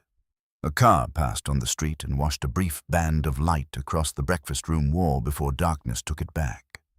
Somewhere upstairs, a floorboard gave a small complaining pop beneath shifting weight. Evelyn was still awake. I knew the cadence of her wakefulness after 21 years. There was the brisk movement of a woman still doing tasks, and there was the slower, more careful movement of someone trying not to reveal she was thinking. This was the second kind. The office phone sat in the center of the dining room table with its red voicemail light, dark now, its plastic body catching the low lamp over the sideboard. Around it, the evidence lay in clean rows, the trust packet with its missing pages, the copied signature sheets, the legal pad with times and initials, the reconstructed shred fragments, the little aspirin tin and hidden key, the planner open to the extension, and Laura's folded note from the recipe box. Claire had gone to the kitchen and come back with fresh coffee none of us really needed. Daniel sat at the far end of the table with his tie removed now and draped over the next chair, tapping the clip of his pen against his thumb, and then catching himself each time. Claire had almost stopped speaking. She watched the hall and the staircase opening with the same fixed concentration I imagine soldiers give a field they know can still fire back. No one told me what to do next. That may have been the first time in years my children simply waited for me to decide what kind of man I was going to be. "Daniel," I said at last. He looked up. "If we call your contact tonight, what happens?" He took a breath. "Depends how much we can show. But if there's a family-linked authorization or transfer in motion and we can establish that the supporting documents are compromised, there are ways to put a temporary hold on action until review. Temporary. It buys time. Do it." He nodded once and got up with his phone, moving into the den where he could talk without the whole house hearing. I listened to the low shape of his voice, precise and stripped down. Names, dates, packet sequence, family asset, possible document misuse, the language of institutions beginning to move. I had always disliked how impersonal such language could sound around human pain. That night, I loved it. There are moments when impersonality becomes mercy because it refuses to flatter anyone's excuses. Claire shifted in her chair. "She's going to come down angry." "Yes, she'll say you're humiliating her. She may be right." Claire's eyes flicked to me, startled. I folded my glasses and set them on the table. There's no version of this that preserves everybody's dignity in the same shape it had before. Her mouth tightened. "You don't have to protect hers now." That hurt because it was true and because I had spent so long doing exactly that the instinct still arrived before thought. "I'm not protecting her," I said. "I'm protecting what happens to us if I become something ugly, just because she already has." Claire looked at me for a long moment. Then she nodded and looked down at Laura's note beside the recipe box. I had brought the whole box in from the garage without really deciding to. It sat now at the near corner of the sideboard, more at home in the room than the office phone had ever been. Dad Claire said quietly, "When I was 12, I heard them fighting in the kitchen." I turned toward her. Daniel's voice still murmured from the den. "Upstairs." Nothing moved. "You and Mom?" She nodded. Not yelling. That was the worst part. It was that low voice thing you both did when you didn't want me hearing. I was on the stairs. She said, "You don't need every page, Tom. You just need to trust me not to bury you in details." The words landed in my chest like something dropped down a well. "I forgot it until tonight," Claire said. Or I thought I had. But when we found Laura's note and the packet and all of this, it came back. I could see the kitchen in my head, not the exact day, but the structure of it. Evelyn at the counter with one hand on a folder, irritation tucked neatly under her voice. Me tired from work or church or some other ordinary burden choosing the faster piece. I had called that maturity. It was beginning to look like laziness married to trust. "You were 12, I said. "I know." I looked at her then and saw not just the exhausted woman she had become, but the girl on the stairs absorbing low-voiced marriage through the banister rails and teaching herself how to survive adults who thought restraint made a room safe. That was one of the moments the deeper betrayal fully ripened in me. It was not only that Evelyn had used the house, it was that I had mistaken low volume for moral control and handed my children the work of adaptation. Daniel came back in before I could say anything more.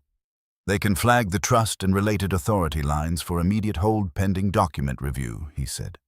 "My contact is escalating it through the right channel, but he wants copies first thing in the morning and whatever corroboration we have on the packet structure and call routing behavior." "Call routing behavior," Claire repeated softly. Daniel nodded. He said if someone inside the office was using a home number as a stable callback point, that matters. The room sharpened around the phrase. "Do we have enough to prove that I asked?" "Not yet," Daniel said. "Not enough." I looked at the name inside the planner flap. Janice Holloway. Then we get enough. Claire followed my eyes. "Tonight, if she'll talk." Daniel frowned. "Dad, it's almost 11. So is every other thing that should have happened earlier." He held my gaze. Then he nodded slowly. "I'll see if I can find a number." He used his phone, the extension, an outdated directory, a people search listing the sort of public record sites that seem to know where Americans have slept for the last 20 years, whether they wanted that known or not. 10 minutes later, he had a number that might belong to Janice Holloway and an address in the next town. Claire said, "What if Mom hears?" "She already knows enough," I said. "I'm done waiting for the perfect version of this." I called. The woman who answered sounded winded, as if she had climbed stairs or hurried to the phone with a life that no longer made room for late calls. I introduced myself, gave Evelyn's name, and the silence that followed told me at once I had reached the right person. "I don't think I should be talking to you," she said. "I think you already know why you should." More silence. Then, carefully, Mr. Whitaker. "Yes." "I'm not involved in office decisions. I didn't say you were. I just do records." The word just almost made me pity her. Records are where truth goes when the people around it become too proud to hold it directly. "I'm not calling to accuse you," I said. "I'm calling because my house is on a table in front of me in pieces and I need to know how much of it was used." Her breath caught. Not loudly, but enough. "I can't," she said. "You can." "No." I looked at Laura's note, then at the office phone, then at the empty doorway to the hall where Evelyn had not yet reappeared. Ms. Holloway. I said, if my wife has done something in this office system using my name and my home, and you know that she has, then every minute you spend protecting your fear is another minute you leave my daughter inside it. That did it. Not fully, but enough to crack the first layer. She whispered, "I didn't know about your daughter." "Come here," I said. "Bring whatever tells the truth. I'll make sure you're not alone." She didn't answer immediately. I could hear television in the background where she was some canned laughter from a late rerun playing through the worst conversations of American life. At last, she said, "Half an hour." When I hung up, Daniel said, "She's coming, yes." Claire sat back slowly in her chair. Her hands were trembling. I put my hand over one of them for a moment and felt how cold it had become. "Go wash your face," I said. "I'm fine." "Go." She looked as if she might argue. Then she did as I told her. That left Daniel and me alone at the table with the evidence between us and the house listening. He picked up the aspirin tin key and turned it over in his fingers. "You should have hit me tonight," he said. "What? When I told you about July?" I leaned back in my chair. "Would it have helped?" "No." "Then why say it?" "Because you should have." I studied him. In the lamplight, he looked older than 40 and younger than 10 all at once, which is a thing sons sometimes do when guilt reaches back through the years and drags several ages into one face. "Daniel." "I said when your mother died, Laura. I mean you were 18. I was so busy not drowning I forgot you were still standing in the water next to me." He stared at the table. "I remarried," I said. "I told myself I was rebuilding. Maybe I was. But I also let myself believe that if the house ran, the children were safe inside it. That was convenient for me." He looked up. "Dad?" "No, you don't get to carry all of this because you're good with paper." His eyes reddened instantly and infuriated him for doing so. I should have said something. "Yes," I said. "You should have." The words landed and held. I didn't take them back, and he didn't need me to. Men need plain truth from each other at certain ages, more than they need rescue from it. "I should have said something too," I went on, "long before either of you learned to study a room like this." He swallowed and nodded once. That was enough. Claire came back 5 minutes later with her face washed and her hair brushed back.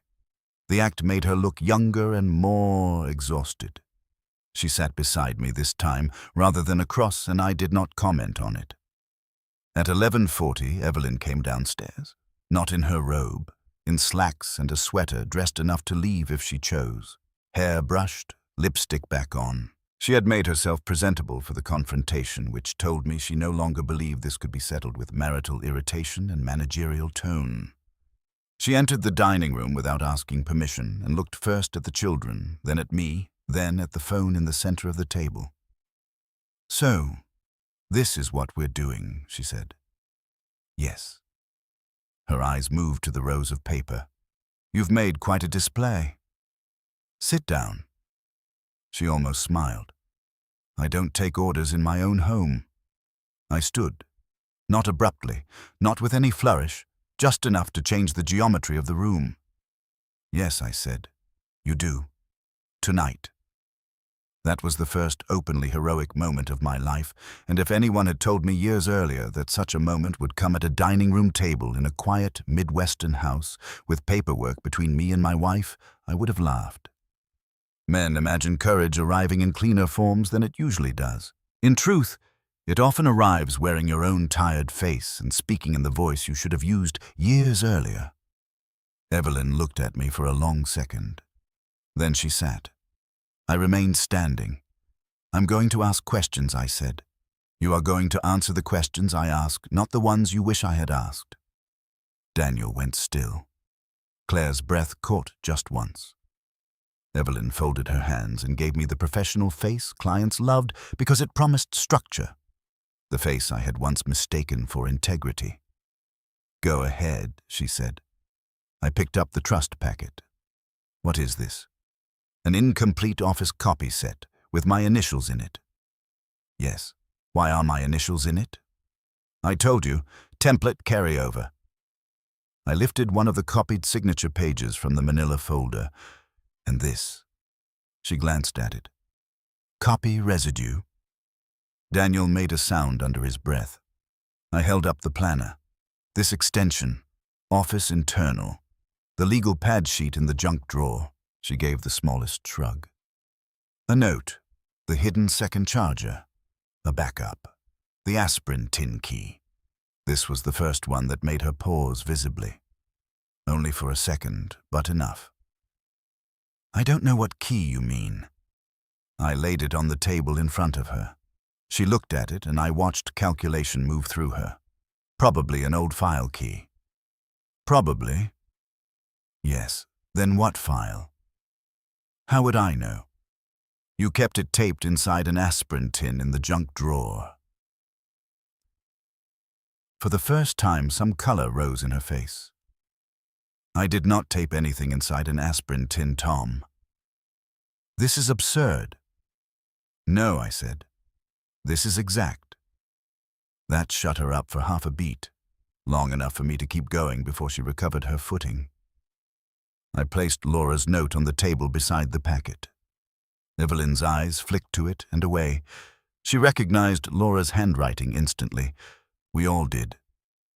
When I signed papers last spring, I said, "Did you give me the whole packet?" Of course. Did you? Yes. Maggie Keene says this signature page should not exist without the missing attachments. There it was. The outside authority in the room, though absent. The thing Evelyn could not reduce to family mood. She has not seen the full office context. She saw enough. She saw what you carried to her. I carried what I found in my sideboard. You are being manipulated by fragments. No, I said. I was manipulated by summaries. That landed. She stared at me, and for the first time I saw not fear exactly, but something close to hatred. Not because I was accusing her, because I was no longer using her language to do it. You have no idea what it takes, she said, her voice lower now and stripped of polish. You have sat in this house for years while I dealt with the people who call crying because their fathers can't sign their sons want control. Their daughters want everything delayed until somebody dies in the right order, and every single one of them thinks paperwork is just paperwork, until it isn't. You have no idea what the system is like. That sounds like confession, Daniel said. She rounded on him. Stay out of this. He did not move. I said, did you use my signatures inside office packets beyond what I approved? No. Did you use this house as a callback point for office matters that should not have come here? No. Did you ever route a call through this phone so it would appear to come through family context rather than office context? No. The answers came too quickly now. She was no longer calming the room. She was fencing. Good fences reveal their own rhythm after a while. Once you hear it, every fast denial sounds rehearsed and every slower one bought. The doorbell rang. No one moved immediately. Then Claire stood so fast, her chair tipped and Daniel caught it one-handed before it hit the floor. I'll get it, he said. He went to the foyer. I heard the front door open. A murmur. A nervous female voice. Then Daniel brought Janice Holloway into my dining room. She was smaller than I had expected, wearing a beige coat buttoned wrong at the middle hair flattened on one side from driving with the window cracked. She carried a large purse in both hands and looked exactly like the kind of office woman powerful people stop seeing after a few months because they mistake timidity for emptiness. Evelyn went still. Not shocked, not surprised exactly. More like an equation in her head had just yielded the result she feared most. Janice, she said. Janice swallowed and did not answer her. She looked at me instead. Mr. Whitaker, thank you for coming. Her eyes moved to the table, the phone, the rows of paper, the children, and finally Evelyn. She took one step back as if she might apologize and leave. Claire said gently, "Please, sit down." Janice sat at the far corner of the table, coat still on. Evelyn found her voice first.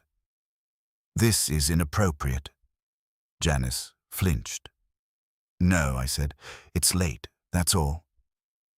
Janice opened her purse with shaking hands and took out a small, spiral memo book, blue cover worn at the corners.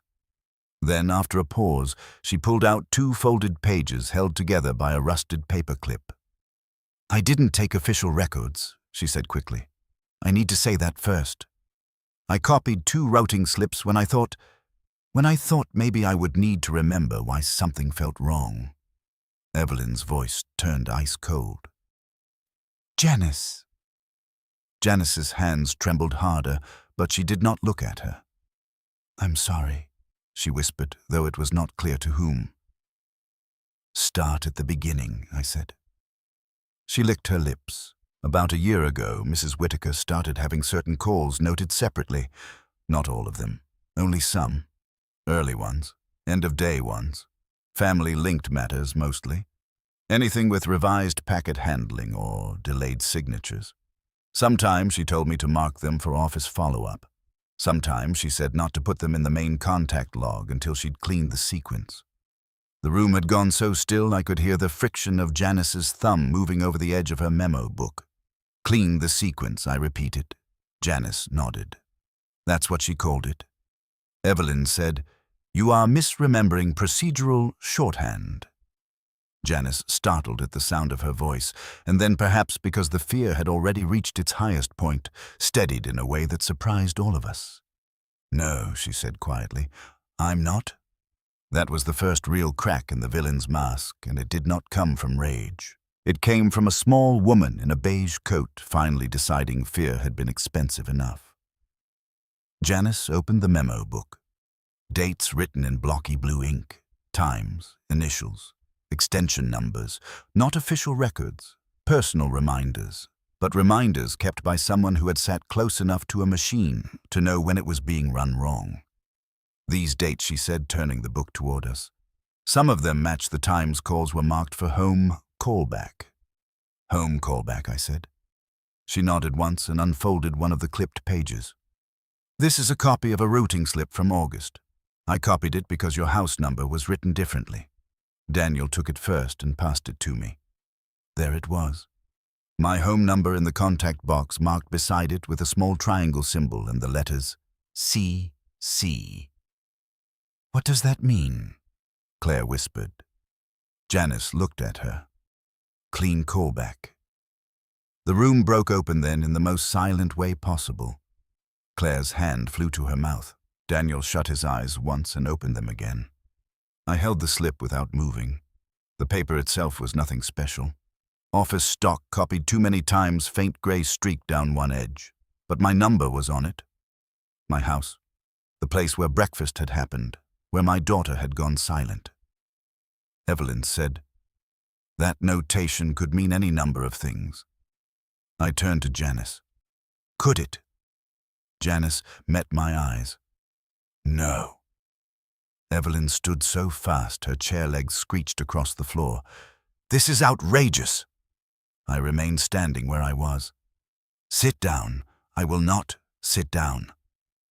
Whatever she heard in my voice then was enough. Not because it was loud, because it held no plea inside it anymore. Only verdict. She sat.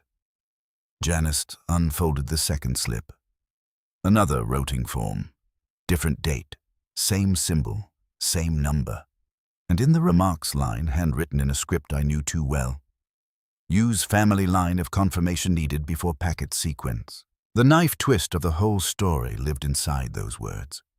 Not merely deception, not merely paperwork, my family line, my house, before packet sequence. She had not just used my trust.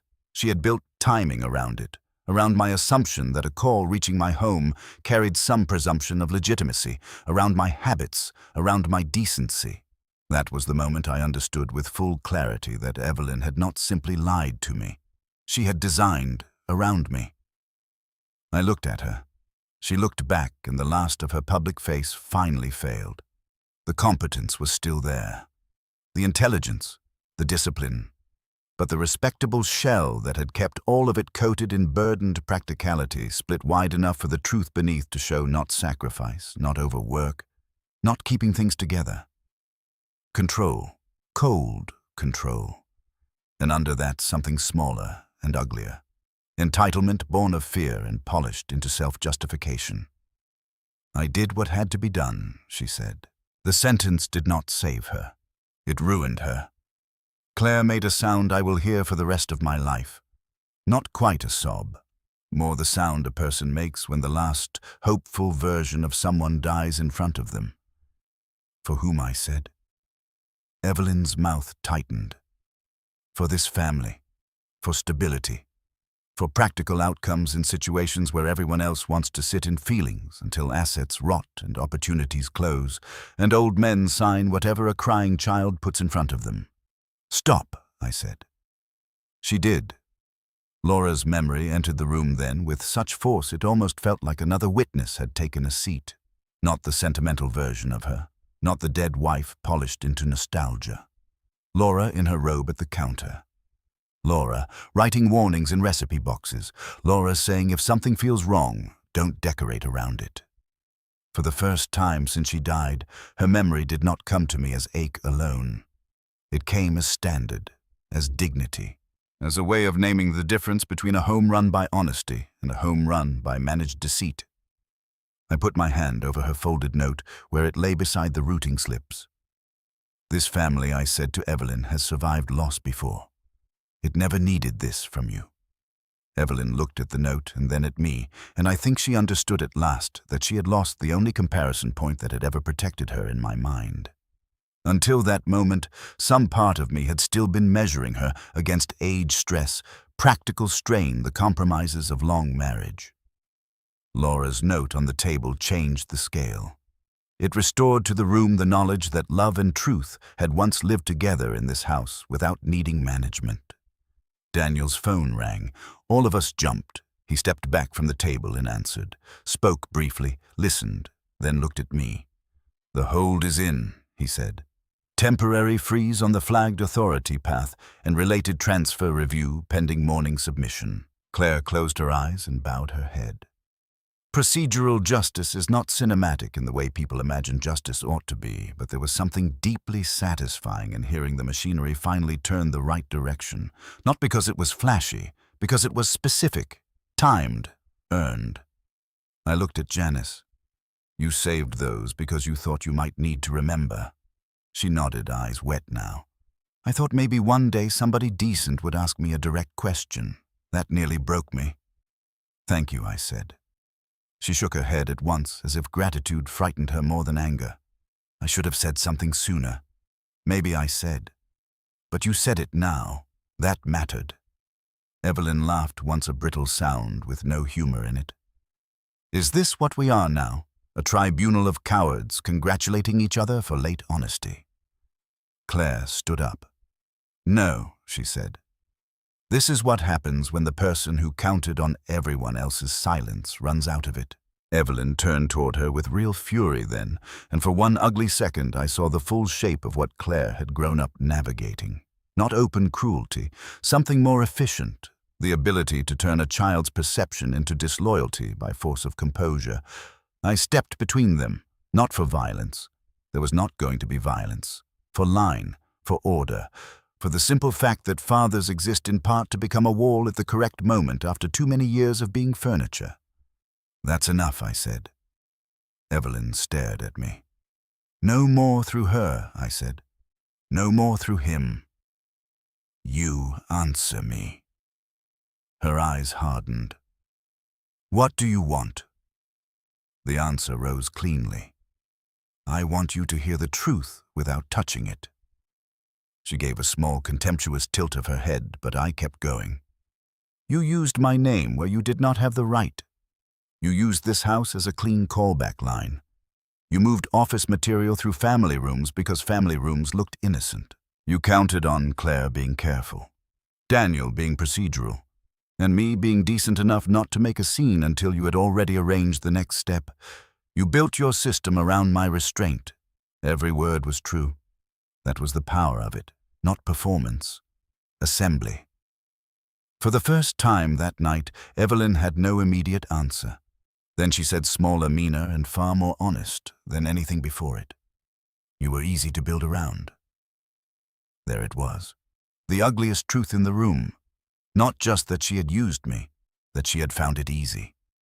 Daniel swore under his breath. Claire went white again. Janice closed her eyes. I stood there and let the words enter me fully, because if a man refuses the worst sentence in his life, he gives it permission to keep speaking from the dark. Easy to build around. Years of me calling my restraint dignity, my patience, wisdom, my quiet loyalty. Love. She had seen the same traits and named them infrastructure. Then I did the hardest thing I have ever done. I did not strike back with humiliation. I did not throw the sentence in her face. I simply answered it. Yes, I said. And you are done using that. That was my hero moment. Not theatrical, not loud, a line drawn with all the moral force age sometimes grants only after it has first taken too much. No one spoke for several seconds. At last, I turned to Daniel. Tomorrow morning you go through the contact sequence with Maggie and your bank people, copies of everything, location notes, Janice's slips, the planner pages, all of it. He nodded. I turned to Claire. You stay here tonight if you want, or take the guest room with the door locked, whatever makes you feel safest. Her eyes filled, but she held steady. I'm staying. Then to Janice. You shouldn't drive home alone this late after this. Daniel will take you, or I will. Janice looked overwhelmed by ordinary kindness, which told me everything I needed to know about the offices we build in this country, and the fear they breed in the women who keep their records. I'll take her, Daniel said. Good. Then there was Evelyn. No sentence came quickly enough because there is no clean one.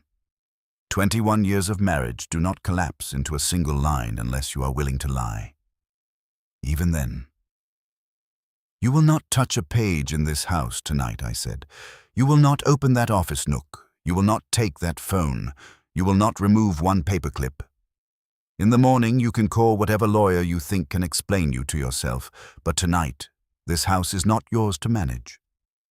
She looked at me with the full force of the life we had shared and broken. Beneath the fury there was something else now. Not remorse. Not yet. Exposure. The nakedness of a person whose competence has finally been made to answer for its purpose. Then very slowly she said, All these years, Tom, and this is what you choose. I almost answered from grief. Almost said all these years, and this is what you built. Instead, I told the truth. No, I said, this is what you chose. I'm just not protecting it anymore. She stood. No one tried to stop her. She looked once more at the table, the phone, the packet, Laura's note. Janice's slips the children me, and then turned and walked upstairs with the rigid back of a woman who had spent her whole life believing the appearance of control was the same thing as control itself. When the bedroom door closed, it sounded less like victory than an old beam finally settling after too much weight had been taken off it at once. Daniel drove Janice home just after midnight. At the door, she paused and looked back at me with her purse clutched against her coat. I really am sorry, she said. I know. I should have. I know. She nodded, cried once without sound, and left. Claire helped me put the evidence into ordered folders after that. Not hidden. Ordered. Household truth and legal truth finally sharing a shape. We moved the office phone from the center of the table to the sideboard, not because it mattered where it sat now, but because it no longer deserved the middle of anything. At 1:30, Claire stood by the sink while I washed the coffee cups and said, Dad. I looked over my shoulder. I'm sorry I waited. Water ran over my hands, warm and ordinary. I turned off the tap. No, I said. You don't get that burden too. She folded both arms around herself. I watched you for months trying to keep things normal. I know. I thought if I said it too soon, I'd be the one breaking the house. That sentence might have killed me if it had come any earlier in the night. I dried my hands and crossed the kitchen. You didn't break this house, I said. You told the truth in it. She cried then, not heavily, not dramatically, quietly, like an exhausted woman, finally setting down something she had been carrying too long because no adult had arrived to claim it first. I held her while she cried, and in that moment I understood that healing does not begin when justice is complete. It begins the first time the right person finally carries the weight. Daniel returned close to 2. He looked wrung out and older again. We sat at the breakfast table, then the same table where the story began to crack open. No speeches, no sentimental clearing of the air. just the three of us, and a kitchen that no longer pretended not to know what had happened in it. "Dad," Daniel said after a while, not looking up from his coffee, "if you want me to stay tomorrow, I will."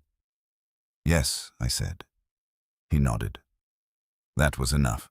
I slept in the guest room, not because I was afraid of Evelyn, because there are nights when a marriage stops being a shared room before any court has paperwork to confirm it. I lay awake a long time listening to the house from a different bed. It sounded strange, but not hostile anymore. The worst thing had already been named. Houses change after that. The dark does less work once truth has taken the main labor onto itself. Morning came slowly grey first, and then clearer. I woke before the others and went downstairs. The breakfast room held its usual shape. The oak table, the mismatched chairs, the windows over the side yard, but the room felt emptied of strain in one important way. I no longer had to protect it from what it knew. I opened the window over the sink a few inches. Spring air came in cool and damp, carrying the smell of wet earth and a neighbor's cut grass. I made coffee, set out plain dishes, not the careful ceremonial breakfast I had used for years to preserve appearances. Just breakfast, honest and unornamented. I left one chair empty and did not adjust the others to make the symmetry kinder. Then I went to the sideboard and picked up Laura's recipe box. I carried it to the kitchen and set it on the counter near the fruit bowl. That was how I restored her dignity, not by turning her into a saint or a weapon, by returning her to the house as what she had always been part of its honest life. Not refuge, not comparison, continuity. Claire came down first in socks and my old university sweatshirt she used to steal in high school. She stopped in the doorway when she saw the table, the open window, and the recipe box on the counter. Then she looked at me. "Morning," I said. Her mouth trembled almost into a smile. "Morning." She sat in the chair to my right, not across from me. Daniel came down next, rumpled and unshaven, his tie still in his coat pocket from the night before. He glanced automatically toward the office nook and then stopped because the nook looked different. I had gone in at dawn and stripped it of its false authority. Planner removed. Loose papers gone into folders. Hidden charger on the table with the rest. Phone absent. For the first time in years, that nook looked like what it truly was. A place in a house. Not a command post disguised as furniture. "The phone's gone," Daniel said. "Yes." Claire wrapped both hands around her mug and looked out the window. "It's quiet." She was right. Not cheerful.